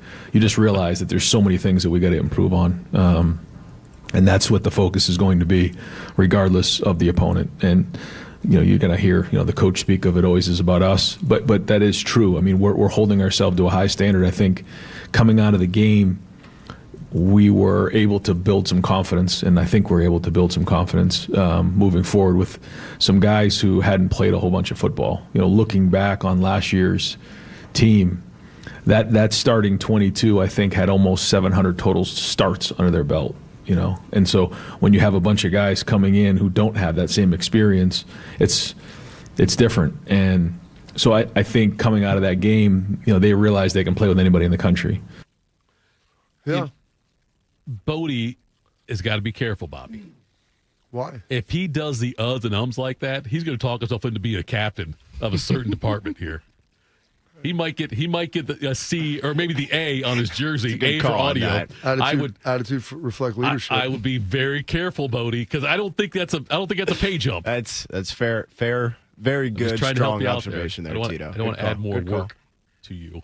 Because Lord knows you carry you chop the wood and carry the water every morning in here. It's what you do. So chopping wood and carry water. You'll hear Ryan reference it all season long. Yeah. So anyway, that was a lot of good sound there. Well, a lot of sound from Ryan Day there. We appreciate that. And coming up next, Austin Ward time, folks. We're talking about this Buckeye game and what to look forward to coming up this weekend. That's next. Morning Juice. Hey, Buckeye fans. As the official wing sponsor of Ohio State Athletics, Roosters is kicking off an incredible giveaway you won't want to miss. This football season, we're giving away 12 ultimate Buckeye experiences. 3 drawings, 12 winners with prizes including tickets, sideline passes, and 3 trips to a Buckeye first-round postseason game. Go to roosterswings.com to register and see all the details. 3 drawings, 12 amazing prizes. Register today and every day. Roosters, a fun, casual joint. We are the keepers of the wild, America's original and most invested conservationists. For more than 80 years, we've been committed to conserving wildlife and the natural landscapes that define our nation. From rugged alpine ridgelines to peaceful tall grass prairies, we've supported the conservation of more than 36 million acres of American wildlands. Our funding has led to cleaner water, fresher air, and improved wildlife habitat. From abundant fish and waterfowl populations to robust deer and elk herds, nothing is more important than maintaining wild spaces for adventurers to explore and wildlife to thrive. We are America's hunters and target shooters, stewards of the American outdoors. America's hunters and target shooters, along with firearm, ammunition, and archery manufacturers, have invested more than $46 billion to help state fish and wildlife agencies manage and protect wildlife and wildlands across America. For more information, visit outdoorstewards.org. Some journeys start small, with small pause and big purpose. Look how little you are, you sweet girl. Every great partnership begins with the first step. Let's go. Guiding them through the world so one day they can guide someone through life. With shared experience, confidence grows, and the path becomes clear. It takes time, patience, and love. But the reward? lasts a lifetime. Hey, good girl, Bob. You don't just raise a puppy. You raise a future. Become a Dogs Inc. puppy raiser. Give a dog a purpose. Give someone hope. Learn more at dogsinc.org. There's danger out there. It lurks on highways and quiet neighborhood streets. It's more likely to kill you than a shark, and more terrifying than the biggest snake. Distracted driving claims lives every day. Every notification, swipe, social post, video, or selfie while driving risks your life. So while you might think public speaking or the zombie apocalypse is scary, what's really terrifying and even deadly is distracted driving. Eyes forward, don't drive distracted. Brought to you by NHTSA and the Ad Council. Bobby is known as the General. Tito shops at Dollar General. This is Morning Juice. Want to give us your take on the Buckeyes? How about the Browns and Bengals? The Fan Call-In Show brought to you by the ESPN Sportsbook at Hollywood Casino is moving to 8 a.m. this Sunday during the football season. The leaders of the Lunatic Fringe, Scotty Vegas and Ryan Baker, want to hear from you each week. The Fan Call-In Show moves to 8 a.m. this Sunday on The Fan. 8 a.m. on Sunday is about the time that this man rolls in after a Saturday Ohio State game. He's out there doing the Lord's work. Here's Austin Ward. A guy who considers himself the mayor of Laramie, Wyoming, who holds the shuffleboard record at the Ranger, and most impressive, the commissioner of the Central Ohio Two-Man Scramble League. Here's Austin Ward. There he is. Bobby got to see Austin Ward out in the wild on Friday. He was down there for the Fan. He and Berm did a show, like a question and answer kind of thing from the stage over there at the O, where we had all our stuff going on Friday. Austin, how many autographs did you have to give out? Nobody wanted one from me. I think Berm probably signed about 1,000 though. Yeah. He's the superstar. I set him up, and I'm like the point guard, and then he knocks him out. Everyone loves Berm. Austin, what surprised you up on Saturday? Or did anything surprise you? Sanchez, seeing Devin Sanchez out there on the second drive of the game defensively, playing 11 snaps. We could probably say there's a lot of things about the way that the game played out that you didn't expect. Ryan Day said that he had mentally worked through that game for the last 3 months, and there were still a bunch of things that he didn't expect. But I had been pretty steadfast, Tito, in my belief that it was going to take some time before Devin Sanchez would get on the field, that Ohio State could trust him in big situations. You had Aaron Scott there, maybe Bryce West, who could be involved at cornerback or in the nickel role. And it was nothing, against Devin Sanchez. No doubt about his 5-star potential and all the conversation that he could be the Jeremiah Smith of cornerbacks. I believed all of that, but I just thought, well, that's a lot to ask for a true freshman, first game of the year against Texas, against Arch Manning. And lo and behold, there he is. And Ohio State did not rotate at all in the secondary. When they got to the dime, though, the guy that was out there was the new number 6, Devin Sanchez. So that's a really kind of not just encouraging, but potentially scary thought for what he could become really quickly here. We're going to see more rotation. We're going to see more guys play starting on Saturday against Grambling and the next week against Ohio as the Buckeyes, shift out of a Super Bowl style opener into a more traditional tune-up stretch here. But Devin Sanchez is already ahead of where I thought he might be, and that's nothing but a good thing for Ohio State. What do you want to see moving forward? Ryan talked about how, obviously it wasn't good enough. It was good enough for the win, but that's not where they ultimately want to land. And where do they need to grow, Austin? They showed you something on Saturday. Where do they need to grow? Well, life is all about growth and then showing it, Bob. As you know, it's very important. So I think that we're all going to look at Saturday, and I think you have to have it almost in 2 separate ways to break it down. Like, they're not going to look the same as they did on Saturday. They're going to find ways to improve. Ryan Day was talking about that on Tuesday, and every coach will say that after game number 1, that you're looking for a jump from week 1 to week 2. And it's not even that simple for Ohio State in this case, because they opened against the preseason number 1 in the country, and now they're playing Grambling, where there's not even a point spread because it's an FCS FBS game. And, Ohio is another level up from there. But, now you're starting to see what can you add to the passing attack? How can they continue to expand the rushing game so it maybe becomes a little bit more explosive? It's not going to be easy for either of those things to be showcased against Texas. As everybody's mentioned, and as you said, Bob, you're trying to get out of that one with a win, and then you're going to make corrections and you're going to find the next element that you want to add to it from there. But Ohio State's not going to want to get to the middle of the season only asking Julian Sayin to throw 20 times in a game. Some of that is the game plan that Ohio State used, both the pace that they played at to protect the football and keep the defense in good shape. And some of it is Ryan Day, Brian Hartline, Billy Fessler, everybody involved there, were uncertain what Julian Sayin was going to be able to do in game number 1 against a defense as good as Texas. And they were surprised at just how sharp he was and that there is more things that they can put on his plate. So they will. There's not any need to protect Julian Sayin coming out of that. They know what he can do. He did not blink in the face of that Texas defense at all. Some of the plays that he made rolling outside, the throw to Carnell Tate, the first one, not the touchdown, showcased some of that mobility, and the accuracy was still there. The decision-making was really good. No turnovers, didn't take a sack. So all that stuff allows you to enhance as you move forward. And there's just no question that Ohio State will. They are too good at developing quarterbacks, and they have too much talent at wide receiver. So if you wanted to see more from the passing attack, I think Ohio State's coaching staff agrees with you. They left the horseshoe feeling the exact same way on Saturday.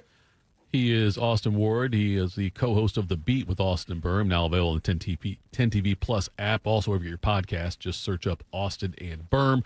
And he joins us here right now on Morning Juice. Austin, do you think the goal in the next 2 games is to get Sayin as much experience as possible, or are they more intent, you think, on getting some reps for Lincoln and for why am I messing up? Tavion St. Clair. Tavion St. Clair.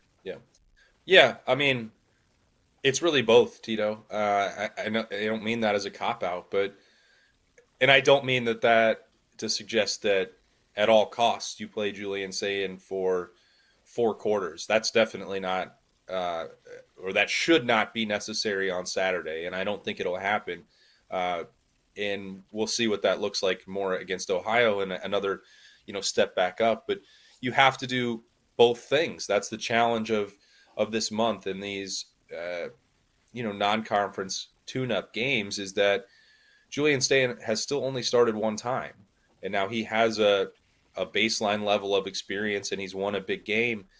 But by the end of September, he's going to go on the road and he's going to go play in a loud stadium against Washington, and that's going to be another challenge. So Ohio State's going to want to have as much, built up body of work as it can get for him by that point. And that means more playbook at his fingertips, more chemistry, rapport with the Ohio State wide receivers, all of that. You can't manufacture that on the practice field. It does have to come in games with live bullets flying, all those coaching cliches that are true for a reason. So, it's not going to be, even if they just go out and roll up an early lead in the first quarter, I still think you'd see Julian Sayin through halftime and maybe even for a drive or 2 after that before Ohio State does the thing that they also have to do, which is get a backup quarterback ready. I don't know that there's going to be a tremendous push to get Tavion St. Clair a lot of experience in year 1. I think he will use, the 4 games. They will use that selectively to make sure that he gets on the field and gets a taste of what it's going to be like down the road. But the way that Ohio State and Ryan Day specifically have talked about this, it's like Lincoln Kienholz and Julian Sayin were over here, and Tavion St. Clair was on a development track over there. So if they can get him reps in like really lopsided games late, I think they will. I don't know that would necessarily be a major emphasis compared to making sure Julian gets enough work that Ohio State is satisfied and that Lincoln Kienholz can get out there, because he hasn't played. He's the backup quarterback for this team, and he hasn't played since that other Cotton Bowl that we don't speak of anymore. So he needs a chance to get back out on the field as well. So Austin, talk me off the ledge here. My daughter, who's a freshman, big Ohio State fan, said she thinks JJ might be a one-hit wonder. I'm going to need you to bring me back to reality. Give me some ammunition to fight the battle. How dare she? Well, I would say, Bob, that Jeremiah there's something about game one for him. He's had that drop in his opener a year ago. And then what happened? Then he went off like a rocket ship. So maybe year two, it was 2 drops in the opener, but that will be even more fuel to his fire. Twice as good the rest of the year. Bob, I'd be surprised if he drops another football. I mean, he didn't do that after the one in the opener last year, and we all know what happened. He is still very, very good at football, and something like that, you've seen him in the Woody, Bob. It light a bigger fire, as if he needed one. He's a 2-time Iron Buckeye. Is he going to stop working? Absolutely not. Is he going to be happy about what happened on Saturday? No chance of that happening. So, I do think that there is something about the way Texas defends him, the attention, the physicality. There was a pretty egregious, at least one pass interference call that he didn't get on Saturday. I think there's going to be times during the course of this year that JJ is going to get annoyed with the coverage that he gets. And then, combining that with the way that Ohio State chose to play and install that game plan against Texas, it wasn't going to be a game where he could just go out there and eviscerate an opponent the way he did against Oregon in the Rose Bowl. There will be opportunities like that to come. There were opportunities, again, that he was open on that 4th and 1 on the first drive of the game. There was a potential shot, and Ryan Day and Julian Sand kind of went through the process of why he worked off of that one and who was right, who was wrong, or maybe not even who was wrong, just what Julian Sand saw. He's going to continue to be the best wide receiver in America. I strongly believe that. I don't have any doubts about it based on what we saw on Saturday. So I hope you're okay, Bob. I hope that makes sense to you and that you can come back through the window and join us safely on the inside on the Jeremiah bandwagon. All right, I appreciate it. I just needed some ammunition for my daughter. She's a very strong negotiator, so I get it. Lib wanted to see more too, Bob. She bought a new shirt. She picked it out for the season on Friday, and it says, I think at the top, "When in doubt," and it's got just a huge picture of Jeremiah. So that's her favorite player. She wants him to have the football at all times, but she's pretty confident that there will be a bounce-back performance and probably a touchdown or 2 on Saturday. Bodie, I think we just stumbled upon the poll question for today, if you haven't already put it out there. But if one of your children question the talent of Jeremiah Smith, how quickly do you help them pack to get out of the house? And the fact that, Bobby, she still lives with you is a bit surprising to me. Required by the U.S. government and the state of Ohio, I think, to provide to her until she's 18. So you provide her with money for a hotel room or something.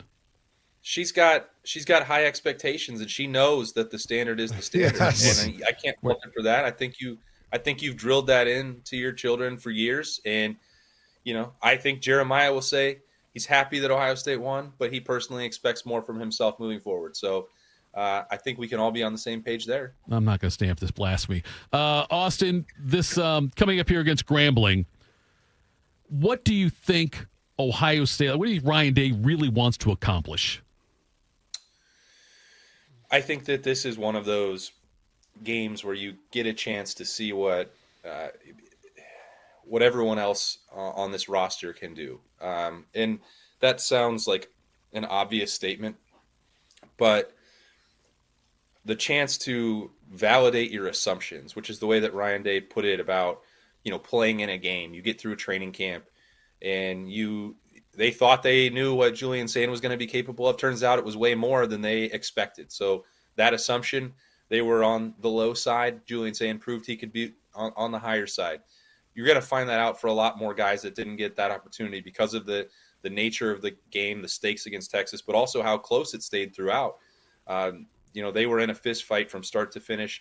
They relied on their best players. I don't think you're going to see Ohio State play another game maybe for the rest of the year, but certainly not for a while, where Malik Hartford doesn't play a snap at safety, where Aaron Scott doesn't get involved at corner, where Bryce West doesn't get some snaps in the nickel. That's just in the secondary by itself. But now you've got other guys that Ohio State wants to find out what they can do and start building that depth. So Grambling has an opportunity to do that. We're going to get a look at Riley Pettijohn at linebacker. We're going to get to see, Jarquez Carter play more than the 3 snaps that he got, which that was significant all on its own. That's another true freshman who played against Texas in a spot that is of consequence.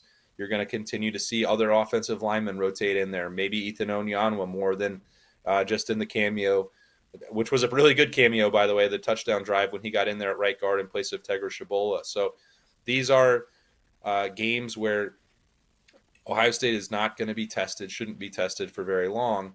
And then the challenge becomes, okay, well, how ready is that next wave? And then what experience can you glean from that? And how does that impact and shape what you want to do moving forward? This is playing against Grambling is more of a fact-finding mission than it is a resume builder. Oh. So that's what Ryan Day and this coaching staff are going to be hoping to do on Saturday. And I'm excited and looking forward to it because it's going to be a very different chance to evaluate Ohio State.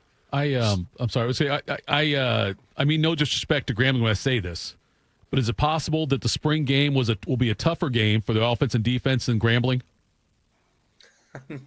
No, Tito. I mean, in terms of the talent, don't feel the need to answer that. I think that's a fair question, Don't feel Bob. the need to answer that.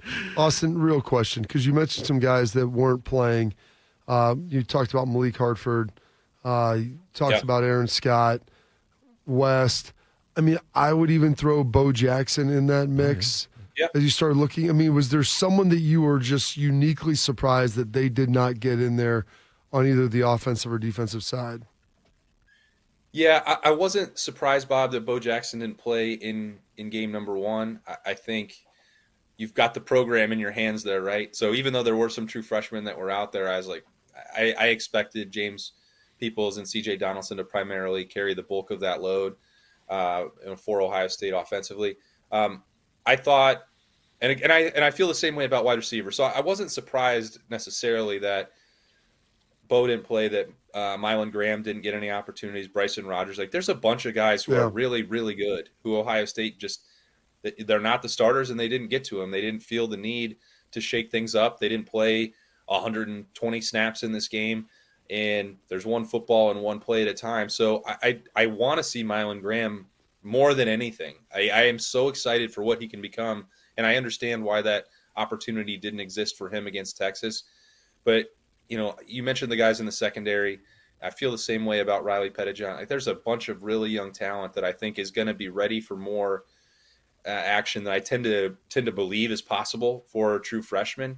But Mylan Graham and Bryson Rogers aren't in that situation. They are a year and 2 years into the program. And is it an absolute necessity that they take the next step? No, because Jeremiah Smith, Carnell Tate, and Brandon Ennis are pretty darn good, and you don't have to rotate if it's not mandatory. But I think that they're going to be able to help. I think they're going to be necessary over the course of this year. And if we're looking at this week as a chance for Ohio State to flex those muscles a little bit, expand what it wants to do with the passing attack, I think that will also involve a 4th and a 5th wide receiver. And those guys are going to put on a show too. I believe that. I've been waiting a long time to see what Mylan Graham can do. And Saturday should be a chance for that. Austin, thanks for the time, brother. We appreciate it. We'll talk again next week. Appreciate you guys. See ya.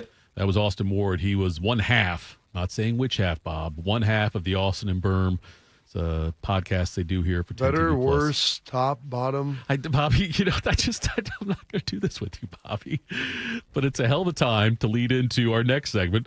Coming back, we'll do What's Got You Juiced, Morning Juice. Bobby Carpenter here with the Riverside Bank of Dublin Sports Money Report. Central Ohio is home to a lot of sporting events that bring in millions of dollars of economic impact to our town. These events are huge for the city, providing revenue for local businesses, job creation, infrastructure development, and many other benefits. Here's Chuck Moore, CEO, and Travis Sanders, President of Riverside Bank of Dublin, on how they help local businesses prosper year-round. Thanks, Bobby. We truly value our local businesses and the opportunity to work alongside them as partners. Whether you're a small business or a large operation, Riverside Bank of Dublin has the right tools for the job.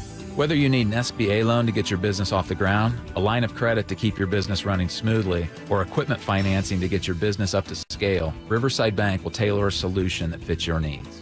Right on the target, Travis. We understand the business climate in Central Ohio, and we will help you reach your goals. Tune in every day for the Riverside Bank of Dublin Sports Money Report. Visit their office at 6300 France Road in Dublin or online at riverside.bank. Member FDIC, Equal Housing Lender. When it comes to protecting your assets, you need a security partner. Event Risk Security Services is a U.S.-based veteran-owned company providing protection services, consulting to Fortune 500 companies, movie studios, celebrities, and high-net-worth individuals.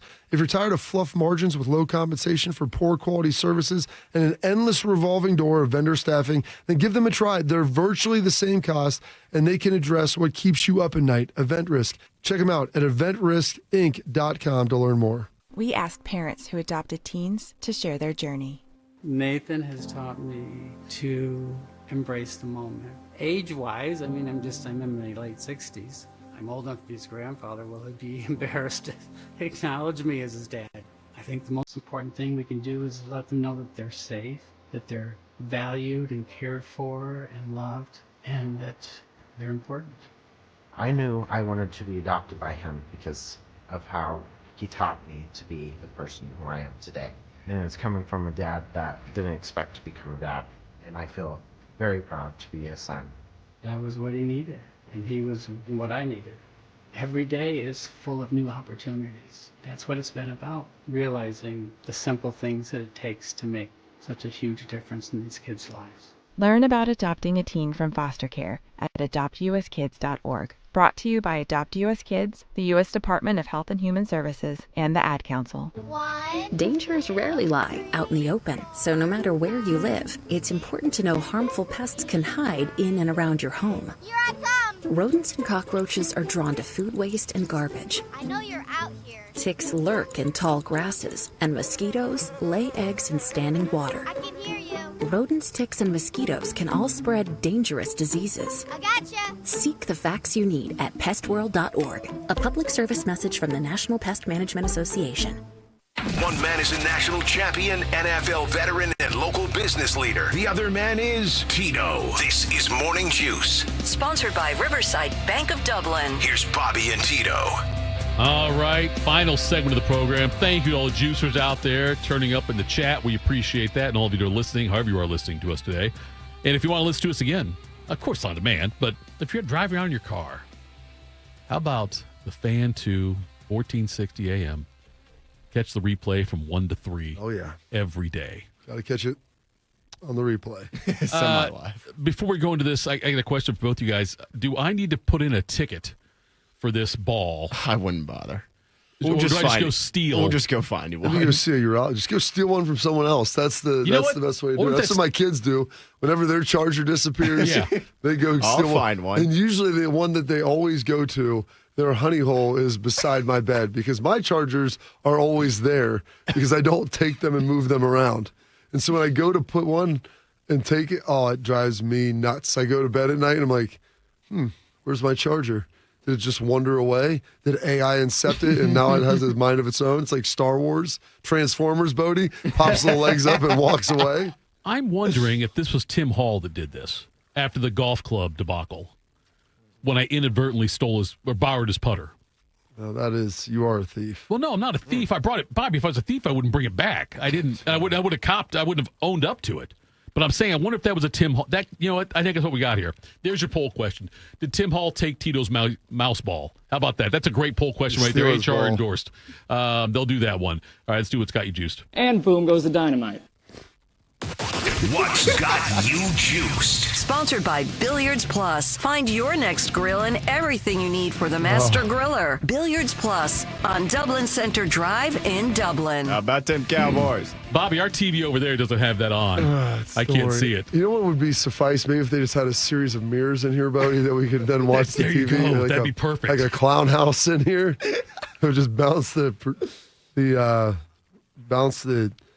projection over there so we could see it. I need a mouse ball and a TV right over there to make my job easier. You know, I might just get a piece of cardboard in there and just write TV on it and draw a little picture and put it up there. You ought to put the Employee of the Month right there, plaque right there. We put that up there.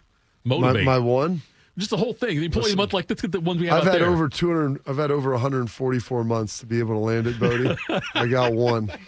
What'd you take? Did you take the money or did you take the PTO? Oh, I took the PTO day Did for you? sure. Okay. Yeah. I mean, I took the plaque. Yeah. And it's sitting, profoundly right, very visible in my spot. But this, so I'm shooting. I guess if you're about 1 for 150, Bodie, what does that make you, like 0.75% maybe? 0.5%, right?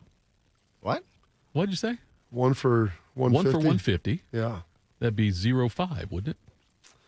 I'm going to need you to redo that math. I was going to say. Oh, you're right. You're right. I am right. That's fair. That's fair. The math and hey, listen, don't do math. I can math. Okay, I can math a little bit. I teach finance, so I can do like simple math like that fairly well. That's one of the dumbest things I've ever said. Don't challenge yourself. I'm just telling you. I'm not going to try to off topic. Hey, listen. It might not be the dumbest thing you said today. You I still have a lot of time left. We got a lot of show. All right.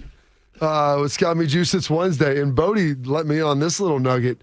The fact that Jared Jones is going to be getting personal. Let's go. On Good Morning America. And the fact that Michael Strahan is now there with someone who actually might know about football to talk about it is great, because usually they just get those people up there, Bodie, who all they talk about is American Idol and skincare products and why we need to Jerry, your team's worth $10 billion. That's awesome, isn't it? That sounds pretty awesome. But yeah, Michael Strahan. And especially because he played for the Giants, won 2 Super Bowls while Jared's been the owner. Very, very entertaining stuff. So that'll be good. Oh, goodness. Today's Wednesday. That is correct. Got to watch some Buckeyes practice yesterday. Just feeling good about that and everything that's going on. Busy week here coming up. The next couple of weeks, man, just always getting back into the season, getting into this normal routine, having everything get going is wild. We had the Roosters show yesterday with Austin and Berm, so the kids love the Roosters.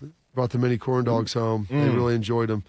Cullen, I was like, dude, I brought these home before. Then you can play. Then no one eats. Sometimes they won't get eaten like all the way. And he ate them all. He's like, these are so good. I'm like, well, yeah, they've been here. Why don't you ever bring? I do bring them back. And sometimes you don't eat them. Right. Why? He's like, I didn't know they had this delicious mustard dipping sauce. Like, it's just mustard in a bowl. Like, what are we talking about? It's a dipping sauce. It transformed into a sauce then because What's this ketchup it's dipping in sauce they give it's you? in a ramekin now versus in a bottle.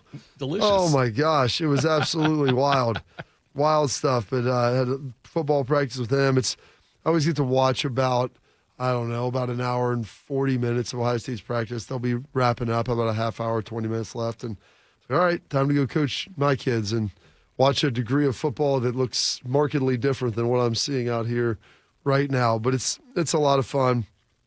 Going to be exciting. The week, it's halfway over. You'll love the Labor Day weekend and able to get it rolling. That's got me juiced. I'm excited to hear the rest of what Bodie's got for us, too. Because the fact that you nailed that Charlie Sheen interview, I mean, I couldn't have asked for anything more. It reminded me of being at the Violent Torpedo of Hate tour, which was very exciting. And then also has got me juiced. One of my longtime friends grew up together. My man Tarek's birthday is today. So a big happy 43rd birthday to him, if I'm correct on that. So happy birthday to you, big dog, T-Bone. And Bodie, what Shlay's got to say? I get so upset when my passwords don't automatically go into my app so I could pay for, Chipotle or whatever the case may be. And I have to put in, I forgot password, and then it resends it to me. And then the passwords that are on my computer, because I use it every single day, are the ones that are up to date, but yet they're not up to date on my phone or my iPad. I just suck. I just suck. Some people get freaked out with the whole iPhone. They're watching you with the Face ID. Great, good. If it's going to remember my password, I'm all in, man. Yeah, I don't care. right. And you can have my fingerprint, too. If it's going to make my life a little bit more convenient, you could keep all the information. Red or blue, Neo. Just hop on in. Yes. Doesn't matter. A very happy birthday to Mr. Charlie Sheen, turning 60. Is that right? 60 today. 60 years old. It's amazing. 10 years ago, I don't know if people thought he'd still be alive. Here's another chunk of that interview from whoever it was with, talking about all sorts of stuff. Especially when you see how I party, man. It was epic. The run I was on made Sinatra, Flynn, Jagger, Richards, all of them just look like, droopy-eyed, armless children. When you look back at the last time you used drugs, are you disgusted with yourself, or do you think, how could I have done that? I'm proud of what I've created. It was radical. You're proud of that party moment? Of course. Why wouldn't I be? No, Why would you be? Because I expose people to magic. I expose them to something they're never otherwise going to see in their boring, normal lives. And I gave that to them. I may forget about them tomorrow, but they'll live with that memory for the rest of their lives. And that's a gift, man. One of the women said that she was afraid she might OD. One of the women who was here. What's that got to do with me? You're showing them the party. I just, that's got nothing to do with me. That's all on her. And if she does, I'm sorry. You say that you like the feeling of being on drugs, and it's exciting and fun. Not anymore. It bored the hell out of me after a while. I was like, okay, let's try something else. How can anyone believe that you will stay clean, given your track record? I'm not interested in what people believe. I'm interested in what I believe, and I believe in the truth. And that's what rules me. That's what rules me. I don't even really know what to say to try to follow up on that. That would be one of the toughest interviews in the world, because he is just bang, bang, bang, bang. What if she would? That's her problem. God love him, though. She would kind of interrupt him. He would go right back at her. Yep. He'd answer the questions. Not always maybe 100% honest. At one point in there, she had said, when was the last time you used? And he's like, well, I use a vacuum all the time. I use my sink all the time. She's like, drugs. He's like, oh, yeah, use that. Okay. When did we start this interview? 20 minutes ago in the bathroom back there. Yeah. That 7-gram crack rock. What girl said she almost OD'd? What's that got to do with me? It's like, sorry. Sorry. Are you sorry for what you did? No, I'm proud of it. Okay. Elveroni was on there. Yeah, do you remember much of that? Like, because you were younger. I remember the whole thing coming out when he was like winning. I remember that. I've always known that that was Charlie Sheen's thing. It was like he was a massive partier, to say the least. I remember when he got kicked off 2.5 Men and that being like a thing. It was such a great show. It really was, yeah. And Ashton Kutcher was not. No. I like him, but that he didn't quite nail that role as well. Some people say it wasn't even a show. It was just Charlie living life. I really think that was him. A camera up there. Being the drunken womanizer, like living on the beach, kind of. Yeah, not much of a reach for him, is it? Like he didn't do a lot of acting. They didn't even change his name. They said he's a method actor, and now it's just his method of life. Has he always been that way? As far as like that just living that thing? lifestyle? I think so. Yeah, I think. I mean, because he was pretty young when he became a star, young. Right? Yeah. Well, that's what. He's not alone in people who have become, gotten into fame way too young and maybe mentally he was in for Platoon. That. It was the 1986, I think, movie of the year. Red Dawn was 84. Red Dawn was 84. I mean, he was born in 65. So he was under 20 years old. Yeah. Okay. With massive fame. Yeah. And then he had Young Guns. Like he's in Three Musketeers. I mean, he's in a bunch of stuff. He's all over the place. He was really good. He still is. Just got to find him the right role again. And he's been clean a while, too, I think, if I'm not mistaken. Are we real about this? I don't know if that's 100% true. That's kind of a bold statement to make there. Allegedly is the right word, I think, to say on that one. Tito, what's got you juiced today? Okay, what's got me juiced? I came across this yesterday, and if I botch the name, I apologize. It's either Amia or Amaya Bowles, who is a student at Bexley, high school student. And she won her third straight Division II state singles championship last fall, and she is not playing this year.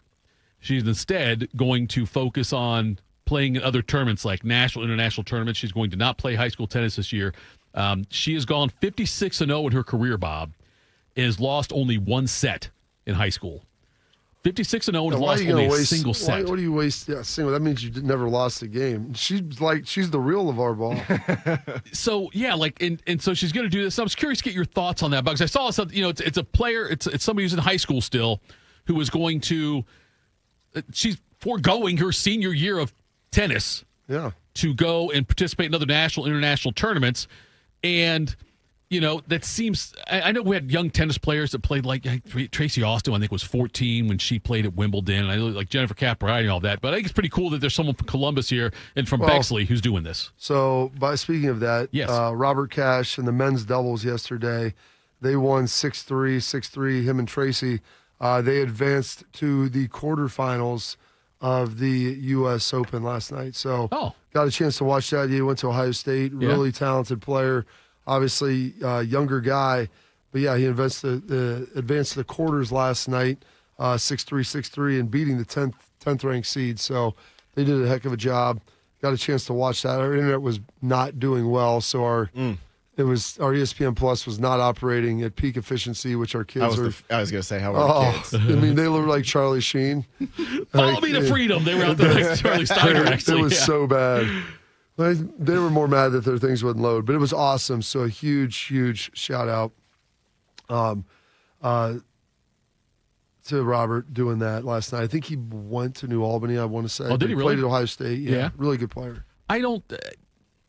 Do you still follow? Do you just follow majors? Or do you follow tennis as a whole? I watch I don't watch tennis at large, but I watch the majors a lot. I told my daughter, I was like, I didn't like watching tennis when I was younger. I didn't like the scoring. I didn't like anything else. But then, I mean, I kind of got into it at the end of Pete a little bit. Right. And then, when Roger was coming up and him going back and forth with Nadal and then Joker coming in. He's in the semifinals, I think, Joker is. Yeah, he did. He beat, what's his name last night, the American. Beat him. Shelton. Shelton already bowed out. It was. I will tell you. Goffo lost. He was our last guy left. It's going to kill me now. Almost every player other than Joker is what's his name to me. What's his name? Yeah. Oh, Fitz last night. Yeah. But the U.S. Open, I guess, Joker went up on him in the first two sets. Second set was in a tiebreak. Fitz won the third. And, Joker was yelling at the judge because I guess people were cheering when he'd, miss throws and stuff. Oh, really? Tosses. Oh, yeah. The Americans really showing up. And you know what? I'm okay with it. I like Joker. He gets a little surly. He's one of the best all time. Maybe the best all time. But Americans, they're coming strong. They're cheering for their dude, man. It's a home court advantage. I don't end up losing them 4, though. I'm okay with people cheering during tennis. It serves all that. It's not like golf. You get quiet during the serve. That's what you do. I'm okay with them making noises and stuff, Bob. If that rattles you, that's what get out of the sport. Earl Bruce once said, that's why golf is not a sport. He goes, you want to know it'd be tough? Try making a putt with someone smack you in the face with a 9-iron. I was like, okay, that jumped quick, Bruce. I love it. I don't know. Golf is not a sport. It's hard for me because you something, buddy. I don't know if I just don't have the bandwidth anymore. I used to love it when it was like, McEnroe and Connors and those guys, and they were real characters and they were very flamboyant out there and very, McEnroe yelling at people and yelling at judges and Connors with his fist pumping, all that stuff. He had that great run to 1 year. Who's my guy that just he just kind of retired. He's been doing stuff. I can't think of his name now. Who, super talented, the Australian. Australian super talented. That I don't know. That shows how much I'm not in tune with. I wonder if the juicers will chime in on that one, beat you on the Google look there. Oh, it's going to kill me. Medvedev. What the heck is his name? Yeah, I don't He hadn't played in a minute. He's done. He's super talented. I think he won the Australian 1 year. Maybe he was an Australian. Was it Kyrgios? Kyrgios, Nick Kyrgios, the Greek. Nailed it. Yes, gosh, thank you, Australian.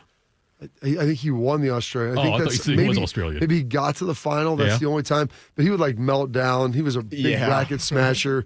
Yell at the judge. Yell at the fans. That's why you bring a few. It was so great. Exactly. God, I love Nick Kyrgios. By the way, just to close things out here, Phil thought I was baiting you into an OHSAA conversation when I brought up the Bexley tennis player. But I mean, the fact that you're not allowed to pay if they don't have NIL, no, there's people, there's players that leave the state, so they can go make money, and then they come back and go wherever to college. Sometimes Ohio State, some other places. But congratulations, principals and athletic directors in the state of Ohio. We don't want our kids, it's going to disrupt it. Get out of here, man. It's for a handful of elite players. Let it happen. Go vote it in. Anybody that didn't, it's a Grinch and a Scrooge. So congratulations. Thanks to all the juicers. Appreciate you being here strong. Make sure you tune in tomorrow. NFL Picks will do that. For Bodie, for Bobby, for myself. Talk to you tomorrow. Morning Juice. When it comes to protecting your business, whether it's your staff, property, or assets, don't make a crucial mistake by contracting companies that provide subpar and unprofessional service. What you need is a security partner known for their unwavering professionalism and unnatural liability. You need Event Risk. Event Risk is a U.S.-based, veteran-owned company that not only specializes in on-site guarding, but also offers armed security associates and executive protection agents. Event Risk, elite protection for your peace of mind. Hello, my name is Eric Rose, CEO and founder of Event Risk Security Services. We are a U.S.-based, veteran-owned company providing protection services and consulting to Fortune 500 corporations, movie studios, celebrities, and high-net-worth individuals.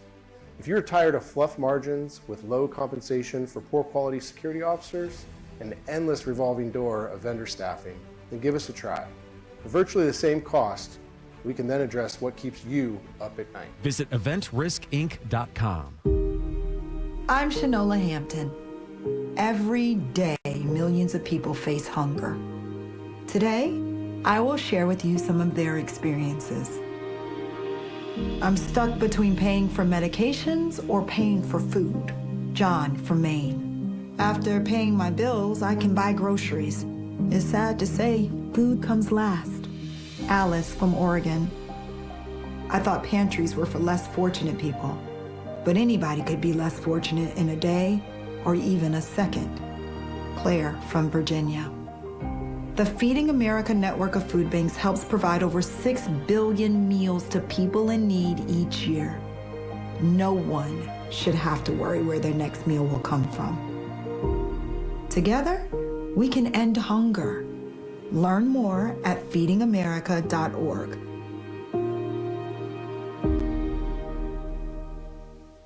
And we're live here outside the Perez family home, just waiting for the... And there they go, almost on time this morning. Mom is coming out the front door strong with a double-arm kid carry. Looks like Dad has the bags. Daughter is bringing up the rear. Oh, but the diaper bag wasn't closed. Diapers and toys are everywhere. Ooh, but Mom has just nailed the perfect car seat buckle for the toddler.